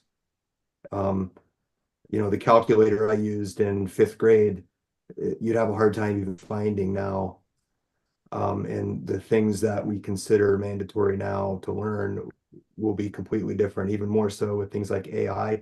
So I just want to really stress that, I have found that the things that are the number one hardest to find as we hire are people with solid communication skills and problem solving skills. And, there's lots of ways to teach those. So computers are definitely a tool. And I really, Michelle, resonate with what you're saying on it's important for kids not to be afraid of them because they are just a necessity with the way a lot of things get done, especially state testing. And you don't want kids so afraid of computers, they do poorly on the test for that reason. But, as I finish my time at Mosier School, I really sincerely hope we find a way to not rely on technology purely because it's technology, but to look at it as a tool. And I say that as someone who makes a living making technology. So it is very possible to create excellent engineers without over reliance on it at an early age, in my opinion. Thank you, Thad, for that context. Absolutely. Thad, you're really dating yourself at this board meeting today. Yeah. Yeah. I would just say first email when I was almost graduating college. So it's nice to hear the thought behind or that the teachers are sharing. And I'm also glad that technology isn't a huge screen time is not a huge thing at Mosier School. That's very nice as a parent. So thank you. We're coming up on state testing, and that's a huge concern for all the teachers. Obviously it's a requirement, but Jen's done a really nice job of breaking down the schedule so that the kids are not spending too much time and they're given breaks in between. And like Lisa Maryland said, goodies as a reward for sitting on still and taking that test. But yeah, that's probably the most that we will ever be on the screens, probably accumulated for the whole year. Is that week or two of, it's pretty brutal, state testing. So, but that's, we're even within that, we're trying to break that up as much as we can to make sure that it's healthy for the kids. Thank you for all that, just clarifying information. This has been a great update. The only thing I wanted Thanks to for add, letting me. Dan, I Go ahead, wanted Matt. to, I have nothing else in my report. Yes, technology is a means to an end, which is to educate a fully rounded young person. But I like to put Sarah Grace on the spot. And if there's one thing that has happened, or maybe two, that you never could have anticipated in this position you stepped up into, what might that be? That's a great question. I Maybe think nothing. honestly, it's been the feedback that I've gotten from you and Jen weekly. That's been the most stable throughout the time. You guys have been really good about meeting every single week since October. And that to me was the best feeling of getting to dip my toes in what administration looks like, feels like, sounds like, which is something that I hope to do in the next 3 to 5 years. And so that's been hugely beneficial for me. And then to tie all that information back to curriculum and how it could help the students at our school, and the teachers. I've never gotten to do that before. So that's been probably the most rewarding throughout this experience thus far. Thank you very much. You know, I was going to mention, Dan, the last thing I would say is a parent came in this morning before school even started. I met with a parent and a teacher, and they were concerned about something. And by the end of the conversation, we had addressed their concerns, but they asked if they could come into the school. Since the pandemic, they had not really felt like they were necessarily allowed. And I absolutely encouraged it. They had passed the background check and all of that stuff. And literally that person was here at 11:30 today out on the playground, and he's going to keep coming back. So there's a lot of parents out there, and I think Michelle will come in with a real ability to utilize the community even more. That's all I had, Dan. Thank you, Sarah Grace. Thank you both for your update there. That's awesome. That brings us to item number 12, which is our budget workshop. And what this is this time of year, every year, we start setting up our budget for the next school year. So this will be the 2024-25 school year budget. And what I'm looking for is a couple board members that want to work on this with most likely Michelle, at least one of our administrators. Veronica has stepped up to be a part of it. I know Thad has done a lot of work on the budgets for the past 3 years, and he's willing to kind of be our check and balance to look over that.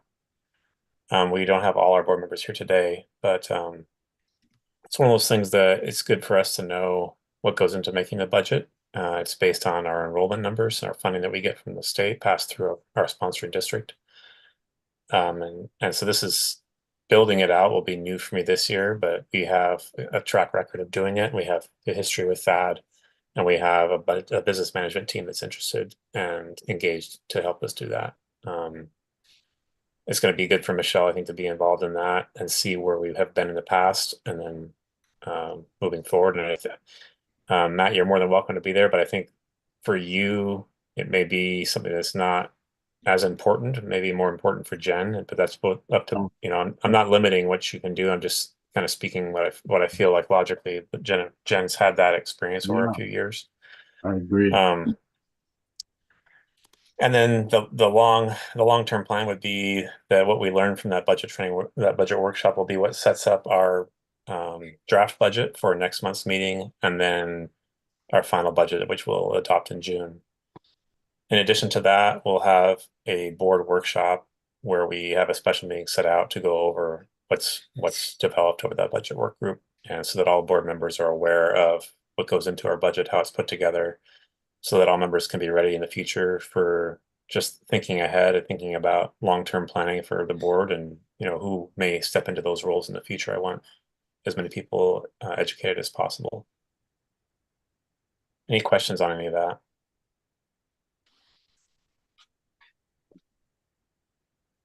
Go ahead, Thad. Yeah, is there a intention to form a work group here in this meeting, or what's the Yes. What's mechanic? What is this on the screen here? Please forgive me. I was trying to leave a quick note that we didn't do one of the action items and I couldn't figure out how to make it work. So it was the wellness policy. I just wanted to bring that to our attention before, but I was This, slow. so I believe just officially today is the first reading of that. And so Okay. it's everyone has the copy of the wellness policy. Our next meeting in May will be where we can go over any other issues, questions, and then adopt it.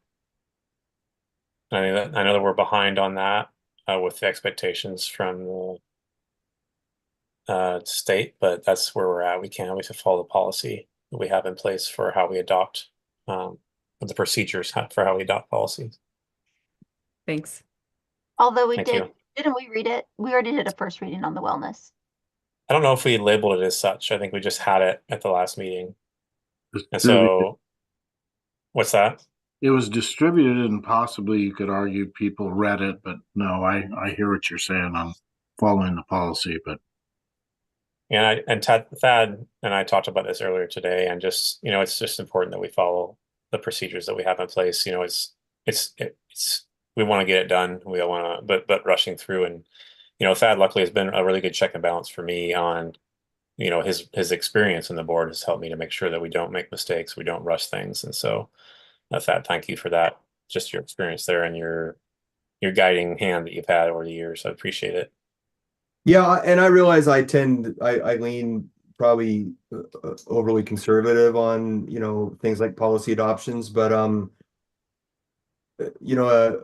part of a first reading is also kind of noticing that on the agenda so that people from the public, have the opportunity to see that a policy is going to be discussed, or read in a board meeting and comment. Most of that stuff never really ends up mattering until something happens or there's a complaint and we have to measure ourselves against what our policies say. And if you'd never want to be in a position as a board that a policy we have to measure ourselves against got adopted in a sort of not non-standard way, right? From a legal perspective, it's best to avoid that. Not that I think there's any controversy around our wellness policy, but just as a standard procedure. Certainly. Yeah.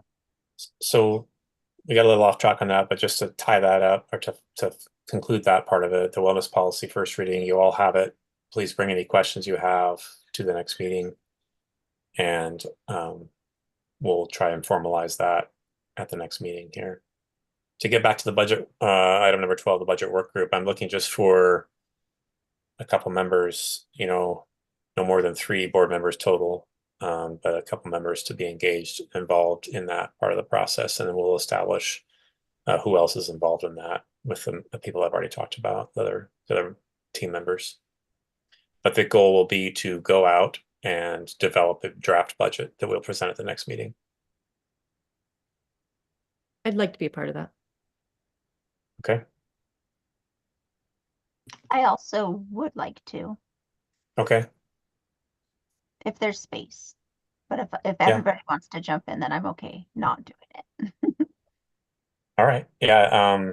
I think that the way Fab would be engaged would be an email basically sending you and having you look over an email and make sure that it's meeting expectations up against what we've done in the past. I don't feel like that would be 4 board members meeting. I think that's 1 board member reviewing something that's being presented by 3 board members. So unless you see a difference in that, I think that Emily, if you want to be on that, you could be, and Fab doesn't necessarily have to be on the work group. He can just be somebody we reach out to.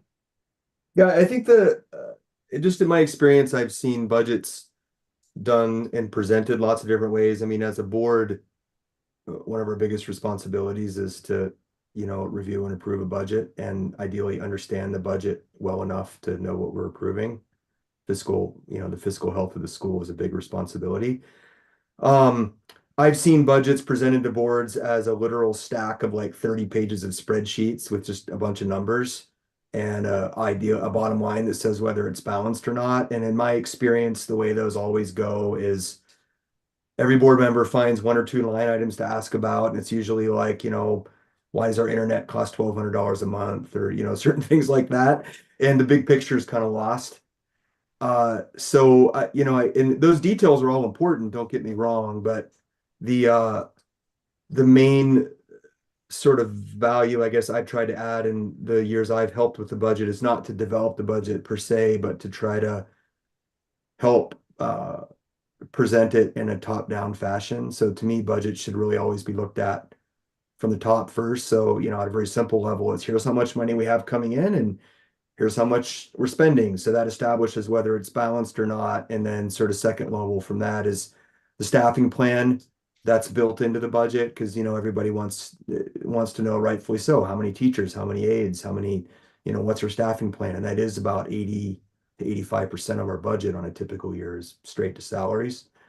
And then we get down to other levels. So I think it's really key for the board to get that top-down view. And I'm happy to share all the presentations I've made before. I've not ever developed a budget. That's a business manager and the ED's responsibility, in my opinion. But just to help to sort of present it from a non-accountant's point of view in a way that ideally makes sense and leads the discussion towards convergence rather than just a random array of questions that usually nitpick relatively small items. So I'm happy to advise or share what I've done in the past to the extent it's valuable.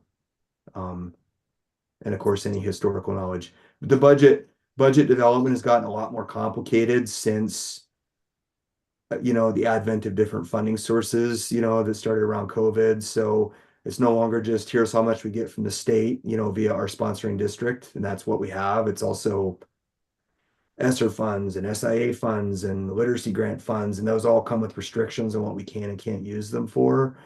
In my opinion, the board doesn't necessarily need to know all those restrictions as long as they have a business manager and an ED that are very familiar with them. But It feels, I personally, and I don't know much about this, but I feel like it would probably be vital to have you there, Thad, because you have done this before. yeah, and I'm more than willing to participate. I do think it's key that I'm not, I probably did a little too much of it from the board perspective single-handedly in the past. And since I'm leaving the board, it won't be responsible for making sure we adhere to that budget next year. It's probably best if there is significant other involvement, but I'm more than happy to help out and the interest of transition. Okay, how about it's McKenna is interested in doing it. I think I need to be on there and Thad, and then we'll loop in the rest of the board in an official budget meeting where we have a discussion about the whole budget and make sure everyone's on the same page.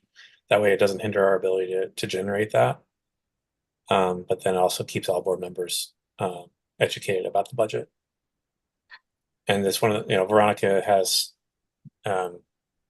volunteered her time to work on the budget. So we will have a business manager person working on it. And they already have the last 3 budgets that we've used. So they have all that information already. Summer and Veronica do, and then Summer is available to step in and help when needed. So I just think it's going to be a bit of a hybrid model this year because we're in this transitional place where we have somebody who's contracted out to do business management who hasn't done it here before. So it may take a little bit more board involvement just to get it done. And also just working with Michelle to make sure that coming in, she sees where it's going to be for next year. There's a lot of things in play. So I think it's going to be a bit of work. It'll be a little bit of some time for all of us really engaged to make sure that we chase down, where are all of our funding sources coming from. Some things that expire this year, like ESSER, won't be a part of next year's budget. But okay, where's our SAA? What's our enrollment going to look like? What do we want to use as far as our projections and our funding basis? So there's a few things there. And then also thinking about the 2-year cycle and our back, the money that we're going to owe based on where our budget was last year and where our enrollment numbers were, which were lower than our budget numbers. So, yeah. Any other questions on that? Michelle, I see you following along closely. If you have any questions, please feel free to speak up. Go ahead, Marie. Yeah, I was just curious to know if we had any idea whether Avelia, our board treasurer, was interested in participating. I'll reach out to her, and if we need to make an adjustment in the work group, we will, but I'll get back to you on that. Is there a reason why we wouldn't just set it up as a board committee so that we can have a quorum? Yeah, I mean, It just there's takes, no reason a quorum can't participate. It just if that's the case, it just needs to be minuted. You know, agenda needs to be posted publicly. It needs to be minuted. It needs to be treated like a board meeting. Yeah. I just think for time, it might be more difficult. Yeah, the time management, you know, yeah, there's a lot of ways to look at that. I mean, the bulk of the work for developing the budget really does fall on the business manager and the administration. You know, there's a lot of details in it.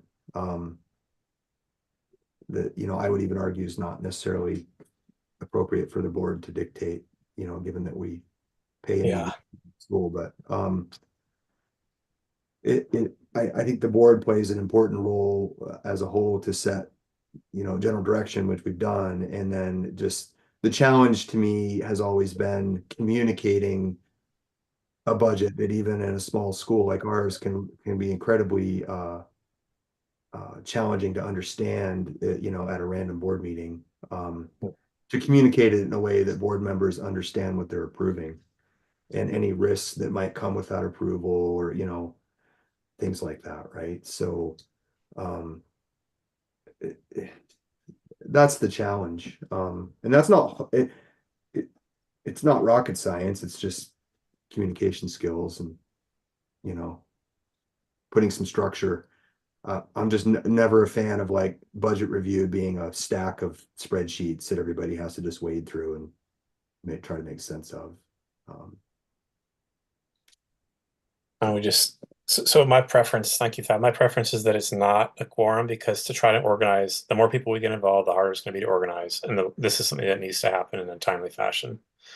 So I would prefer it not to be that way, and that they report back to the board at our next meeting. I think that just,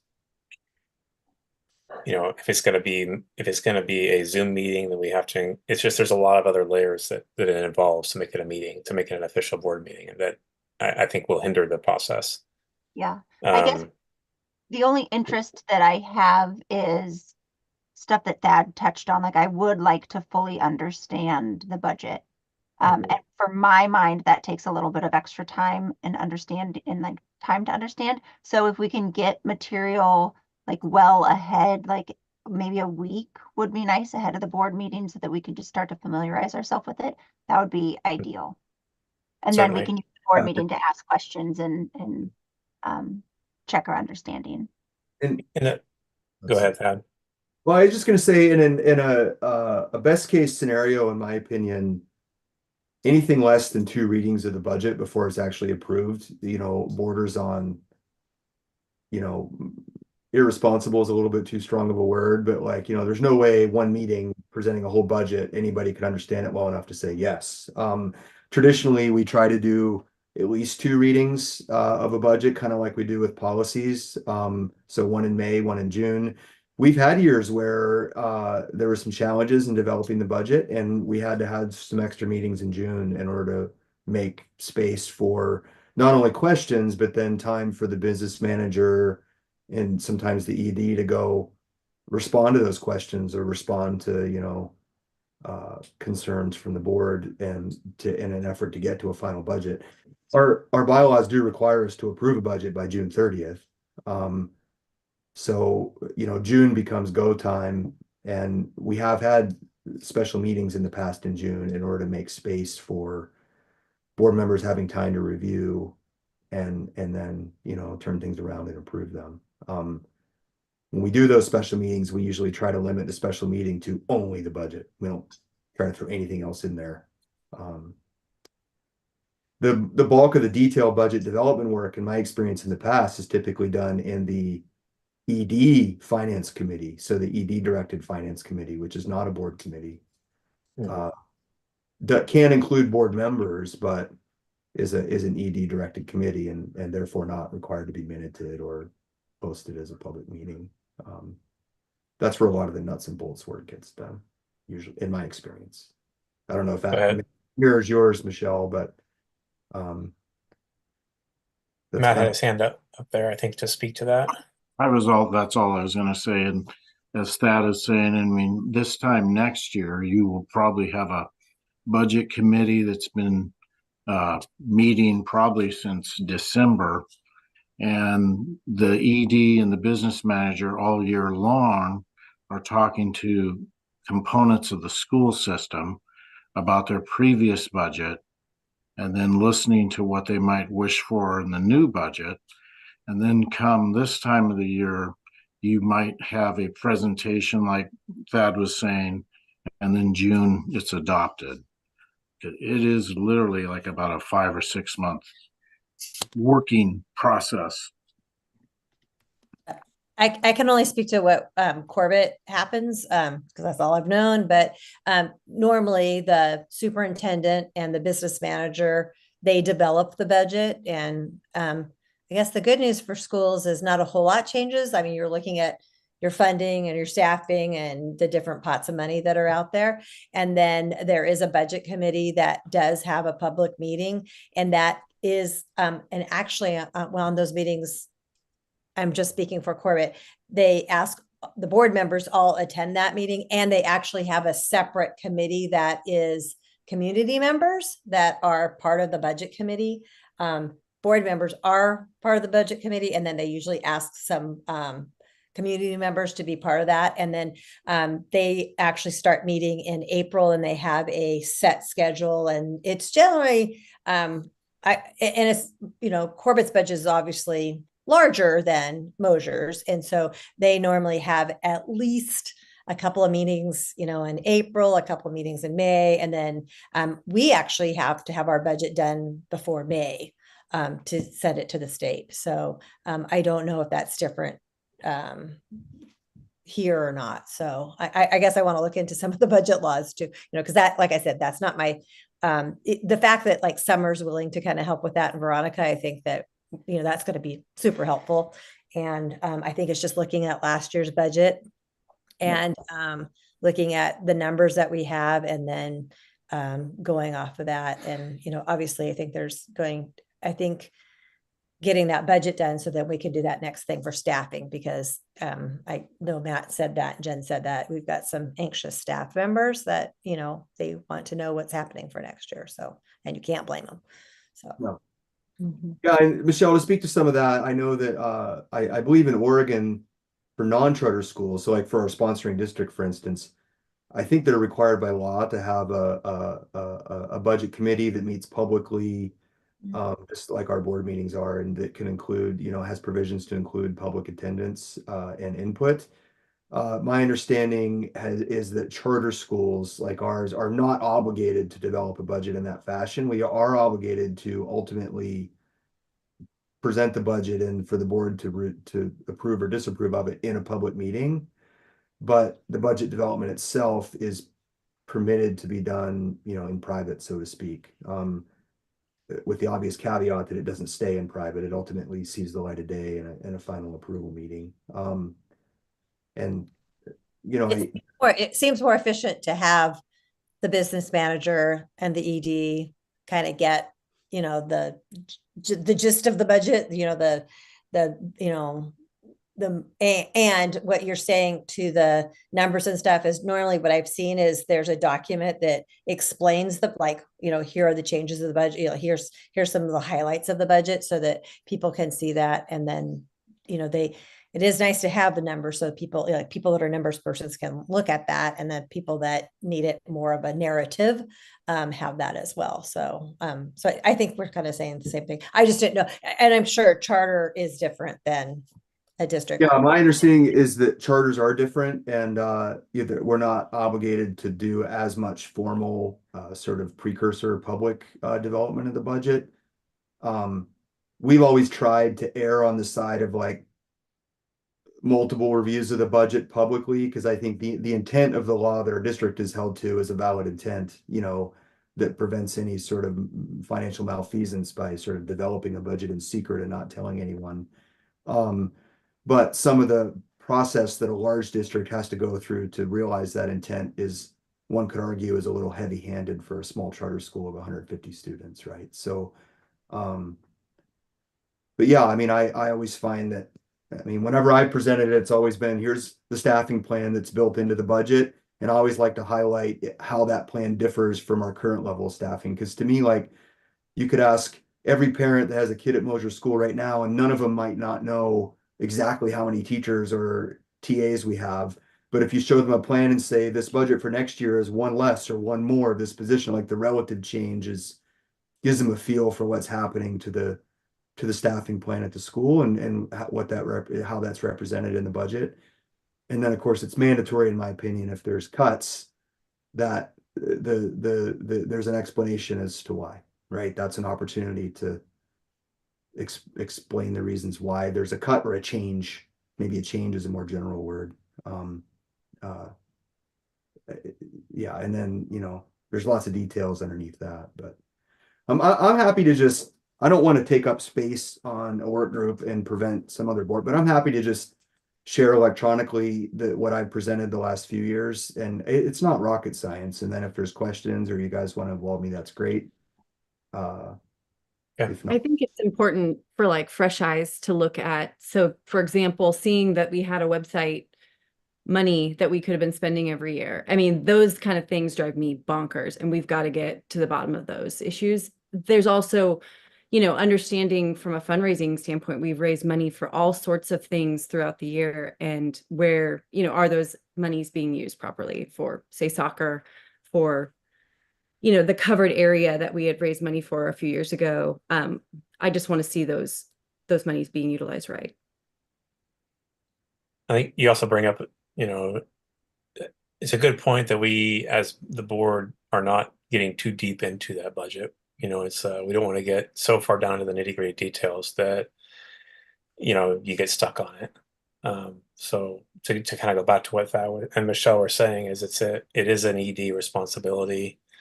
What I see us as board members here is that there needs to be some context added, because we're in a weird situation where we have an interim ED and a new ED, and there's not a lot of history there. So Jen is the person who's that adds the conduit of what's happened in the past. But board members may need to be present to find out more information, or go out and figure out, okay, what's this about, or what's the historical part of this part of the budget that, like, I don't see the board being the ones who are sitting down. I think Veronica is going to be the one who's doing a lot of that work. We're going to be working with her to give her the backup information that she needs. But I don't think that we will have the time to go through and say, okay, well, what's this $2,000 over here, and how's this? If there's situations in the past where we have fundraised for something and we want to see that money, where is that allocated? That's a question that we can ask Veronica and say, okay, hey, we got fundraised X, Y, and Z. Where is this money in our budget, or where is it in our accounts? That way we're not sitting there and scrutinizing it piece by piece, because it'll never get done if that's the way we approach it. Yeah, Yeah. unfortunately, it has never been done. So Yeah, I'm really and usually like we have it as like an ASB fund, so that's tracked separately from being in the budget when you're doing fundraising like that. Mm. And that is something that has to be reported on every month to the people that are beneficiaries of that fund. You have to like, I just know for our accounting that we got kind of, we now have to, somebody mails it out to us. We say, yes, we've read it, we've reviewed it. And that is some accounting procedure that we have to do. But having funds like you're talking about, like the playground fund, and if you have a soccer fund, that really is generally kept in like an ASB account. So a student body fund account, and not part of your budget normally. So, because it's not really, but it's not a budgeted item. So that should be separate. And who Great. knows if you have one, but you will. We'll find out. If not, we're going to get one. I'm sure Summers probably called that one out. So yeah. great. And McKenna, if you have knowledge of past fundraisers that generated X amount of dollars that you want, please bring that up, because I'd like to get details on that as well. I think it's important that we track that. Laura and, you know, some of our moms that are about to have their kids age out of Mosier, we really want to make sure we get their data for sure. Yeah, thank you. I've made a note of that.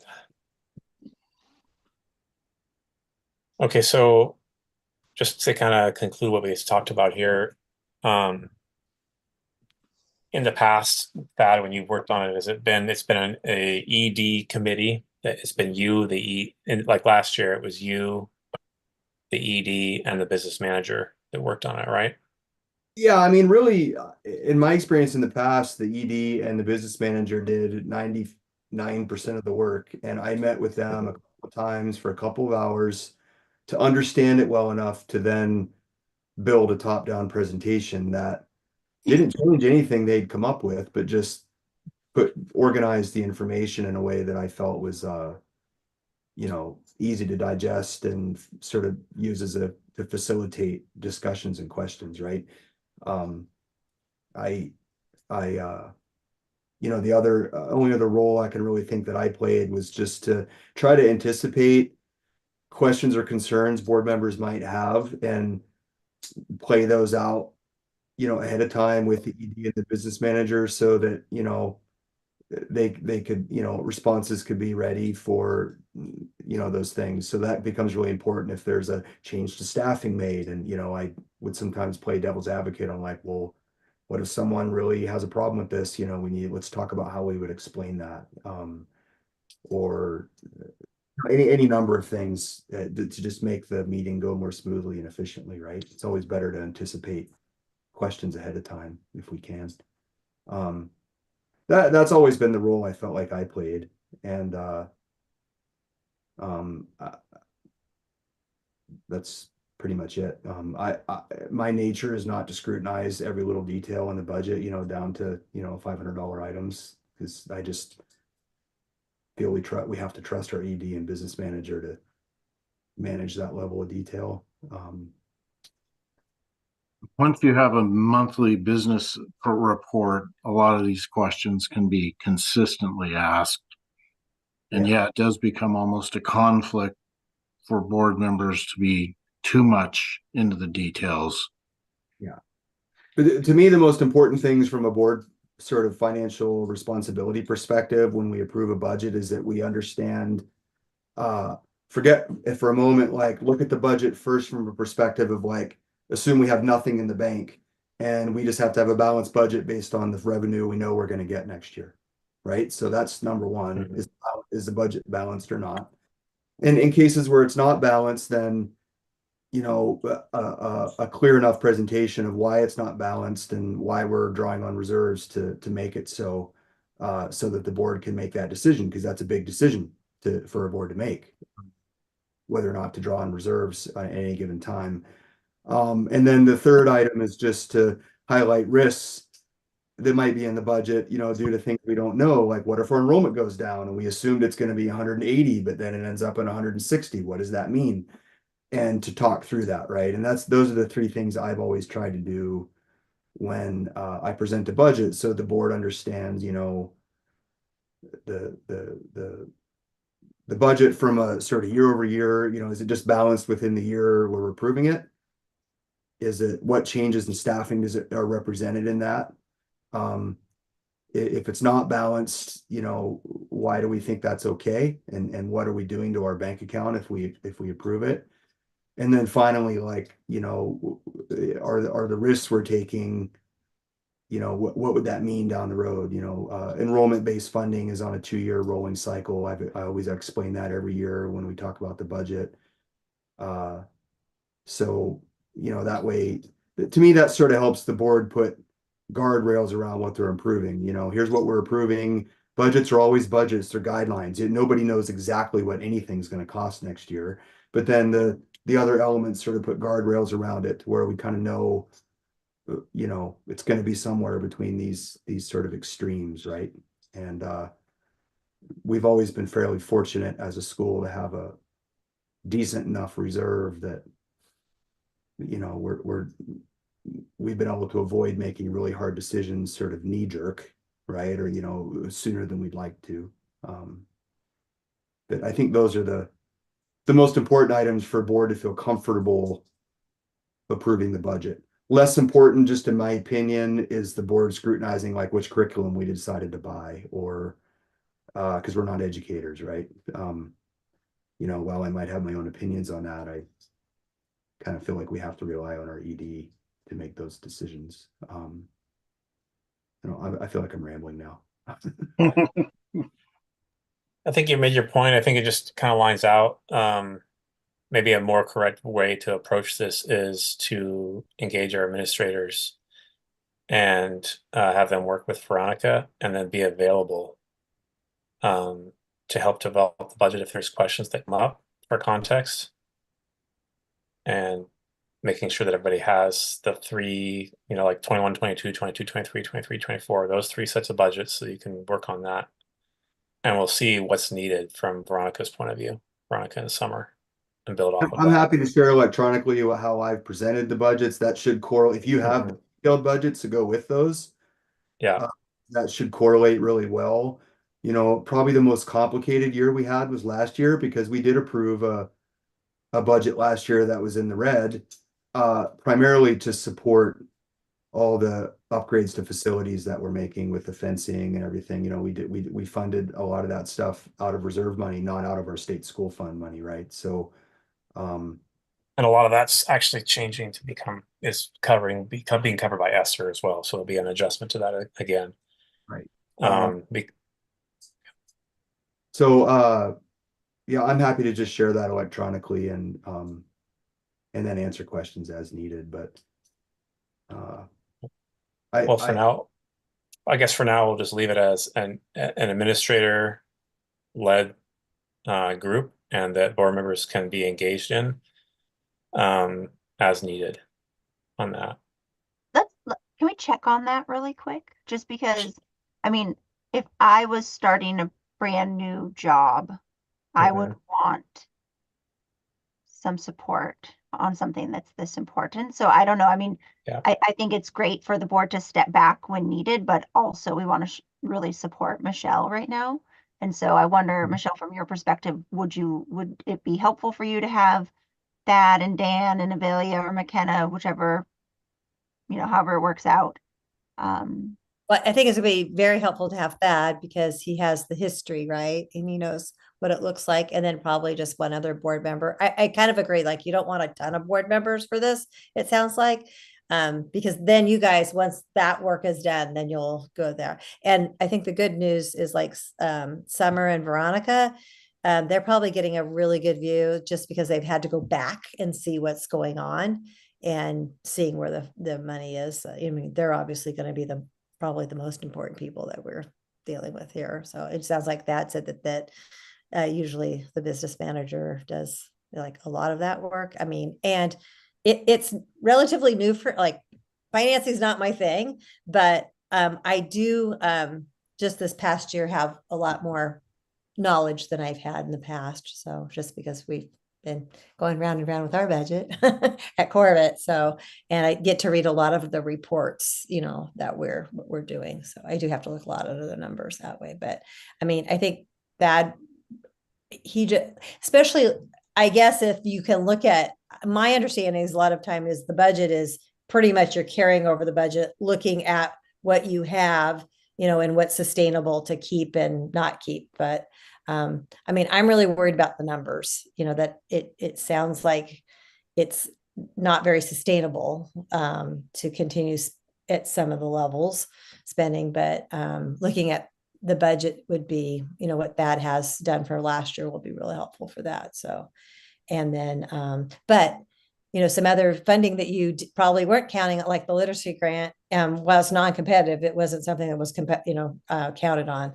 And I'm not sure how much you got for that. So I did listen to Sarah, Grace, and Jen do that, but I can't remember what the numbers were, Sarah. And then, I mean, you have Title I funds. Like I'm sure you have lots of funding that isn't always, sometimes we just don't always count on. And just looking at all the pots of money and just making sure it all adds up, and we need to be, fiscally responsible in what's happening. So. Yeah, I agree. You're right that, like, in my experience, we've always started the process sort of internally was to start with last year's budget. And, of course, this first thing you do is make adjustments to salaries and stuff to reflect COLA, or, I always get updated costs for insurance, or PERS adjustments we have to make, because exactly how much we pay for PERS varies every year. So those get built in first. And I stress that salaries and the associated expenses that come with them are the number one driver of our budget by Yeah. far. So- Usually on a typical year, about 83% of our budget is salaries and associated salary related costs, health insurance, taxes, PERS. So I would start with that, but I think, to me as an engineer, like I've always, let's start with last year's budget, make those changes and see where we're at. And if we're in the red, then the hard sort of things have to start getting looked at. Like, okay, how do we fix this? And, to me, it's appropriate for the ED to be the first arbiter of that decision, because you're probably in the best position to make those decisions with, keeping in mind how that impacts students, right? Which is, the most important thing in my opinion. Right. And you want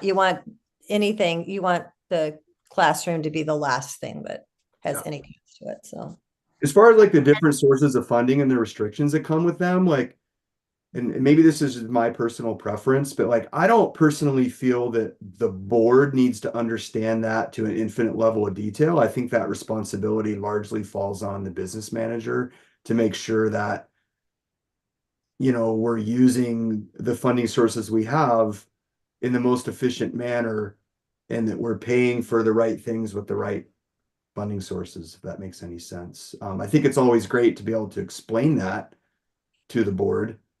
But as an example, like in my experience, like if our EDs decided that a K-3 literacy specialist full-time position is the right thing for the school educationally, as a board member, I don't really care if we pay for that out of SIA funds or out of our general fund, except for, if one allows it, frees up money to pay for something else that we also need to pay for, right? Does that make any sense? It's all, it's, to me, that's a little bit of a puzzle that the business manager is in the best position to sort of juggle.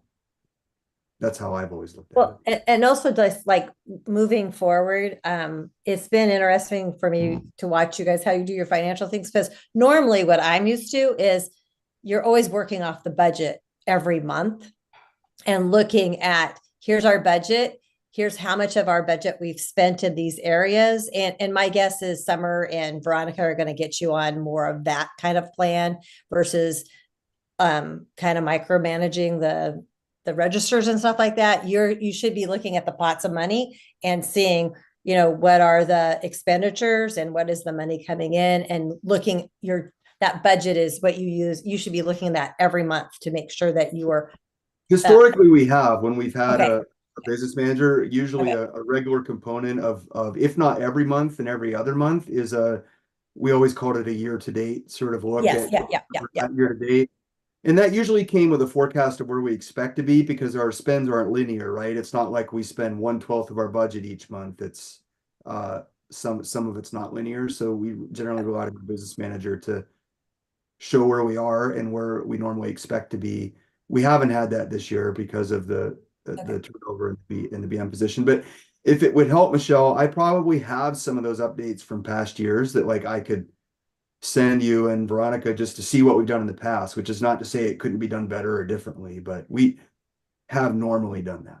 Okay, good. That makes me feel better. And switching to a P card, I wholeheartedly, I can't actually fathom not doing this, school without having a purchasing card, because that also will allow, when people make a purchase, I know that we all have to code everything at that. Like you make a purchase, you upload the receipt, you code where everything goes. And so that is going to make the business manager's life a lot easier than it sounds like they're having to go back and, forensically figure out what each invoice was. And that would be a pain. So Are you saying that kind of gets automated a bit with a P card? Yes, it definitely, yeah. So my guess is we have a Bank of America P card. And so when I make charges on it, I then have to go in, and you're supposed to go in, once a week. And I have to go in and code all the purchases to office of the principal or to, the general education or an online, like it has all the accounting codes to it. And so then and then you would get a report of, here's where we've spent the money. Oh, So that's great. yeah, so yeah, that is like Presumably then allows our business manager to spend time on more important things than coding expenses. exactly, yeah, and it virtually, so for the most part, we try to even pay invoices with it just because it's automatically coded and it's not, and sometimes our business manager has to go in and recode if we made a mistake, but it does, like we just recently got a printout and we can kind of see, where we're spending money. And you can look at it at all sorts of different, it's on a spreadsheet, you can organize it. It's again, most schools use a P card just because it's a purchasing card. And it just makes it easier to track spending. So It's great. Emily, you had your hand up. I was just gonna suggest that we move off of the budget now and figure out what our plan is and then talk about it next time. Okay. Michelle, what would you like to see there? Matt's dropped off for now, but I think you'll be engaged in this to a degree, obviously. yeah, I mean, Yeah. so it sounds like we just need to sit down and I guess that, and have to get together with Veronica and obviously have Matt in there because I mean, I don't want him to step on Matt's toes right now. So, Yeah. but anyway, Or I mean, Jen. if you're Michelle, if you're in Mosier on Fridays, I work on Fridays, but I could probably make time to break away and come down to the school for an hour or two if you think okay. that- Yeah, I'm trying to do as many Fridays as I can.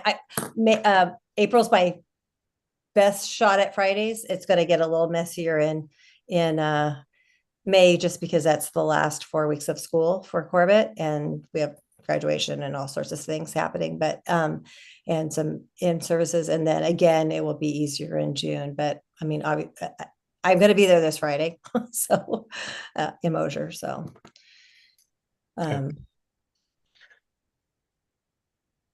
So just to wrap this up, like Emily was saying, we'll have Veronica lead this as far as the work goes on the business manager side. And then I'm just going to say for now, just myself and Thad on it. And then we'll add, we'll have a full budget or a budget meeting with board training as our next topic. And I think we'll just do a full budget training for the board separately so that everybody can get all the information they require and that they need to see. And if there's something that comes up we want to look at and say, okay, what about this? We can go back and send an ask over to Veronica for that. So for now, just our administration team, including both administrators currently, Michelle, Evelia, myself, and Thad. And we'll get this going and report back. Does that sound like a reasonable plan? I can make a motion to proceed with that plan. That'd be great. I'll second that motion. Sorry. Go ahead, Marie. I know. Sorry, would you mind repeating all of that? All right, the motion, go ahead, Thad. If you want to make it, you can make that. I'll and just second, yeah. move that Dan and I and Avelia work with Michelle and Veronica on a budget to be tentatively presented in for the first time in our May regular board meeting. If the budget's not ready for formal presentation, then that an update on where we're at and why it's not ready will stand in its place. But there could be some kind of a budget update in May's meeting. So that's my motion. Did you get it, Marie? No, sorry. Slow it down. It's 8 o'clock and I just I will move, let me simplify it. I'll move that Dan, myself, and Avelia work with Michelle and Veronica. Okay, pause. All right, To develop a budget for presentation at the May regular meeting. And I would thank just you. add a little edit in there to put in Matt and Jen as well as Michelle. Okay, so Thad, So- Dan, and Avelia work with Michelle, Veronica, Matt, and Jen to develop a budget for presentation at the May regular meeting. Yes. Thank you, everybody. I second that. All those in favor? Aye. Thank you. Any opposed, voice or opposition? Motion passes. Welcome, Avelia. It's good to hear your voice there. That brings us to item number 13, which is board training. Maria, I saw you sent out an email earlier today that had 2 informational sessions. Yes. And I wonder if there's also one of the things that's on our calendar for this month is self-assessment, but I don't have any guidance on what that really means. And so that would be a training that I'd be interested in getting as a board. What does that really mean to a board when you're assessing yourselves? Is it the work we've accomplished? Is it how you are as an individual? Is it how we're working together as a board? I've only done a board self-assessment once in my time on the board, and it was a survey all the board members took that addressed all those categories or different categories where we rated ourselves. Okay. And then we talked about the results in a board meeting. So maybe we can reach out to Probably OSBA probably has boilerplate mechanisms for boards to do self-assessments. If we were going to resurrect that as a regular annual process, then I would recommend starting with something like that. Yeah. You want to reach out to Kristen Miles and see what her recommendation is, Marie? Yeah, I'm happy to do that. And that sounds like a great idea. Okay. Do we have anything else you want to add to that item number for board training? So I sent out an email, the webinars, if you're unable to make those 2 dates, they are recorded. And there was one webinar in, I believe it was February, on school finance. And the OSBA website has webinars that can be watched at any time. So I would encourage anyone who feels like they need information about any of the topics that we face and discuss as board members to take advantage of those free webinars. So you have 2 that you sent out coming up. One April 17th, which is the superintendent evaluation webinar, and then April 22nd, which is a Monday, a policy update webinar. So they're all this year. The ED eval is not necessarily a topic that we're going into. Matt has not requested one, but the policy update one, both of them will probably be very useful to us. So. Yeah, I think for anyone who is going to be on the board moving forward, these webinars are different than the trainings that we bring Kristen Miles on to, have a Zoom training session. So it can really just be something that board members do, at their leisure. And if folks have time to tune into the webinar now and then revisit the same evaluation process at a later time with Kristen Miles, if that's something that we want to have more training on, that's what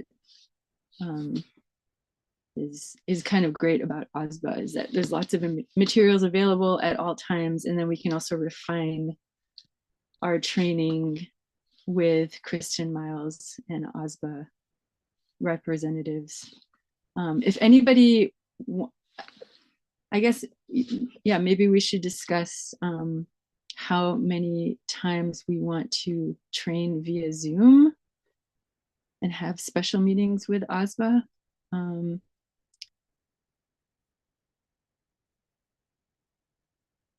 And direct me in how, you'd like me to, when we might want to have the next Zoom training with OSBA. My thought was that we'd have at least 2 a year, but I don't know how other folks feel. We have a summer work group also that we do. Go ahead, Thaddeus, you're unmuted. Yeah, I would just, if you're gonna do a frequency of once or twice a year, I'd really encourage you to make one of them, in the summer after newly elected board members join. I think it's always great if someone who just joins the board gets some intro to, being a board member of a public school, training, which might be review for folks that have taken it in the past, but that's always a good thing to get sort of sooner rather than later.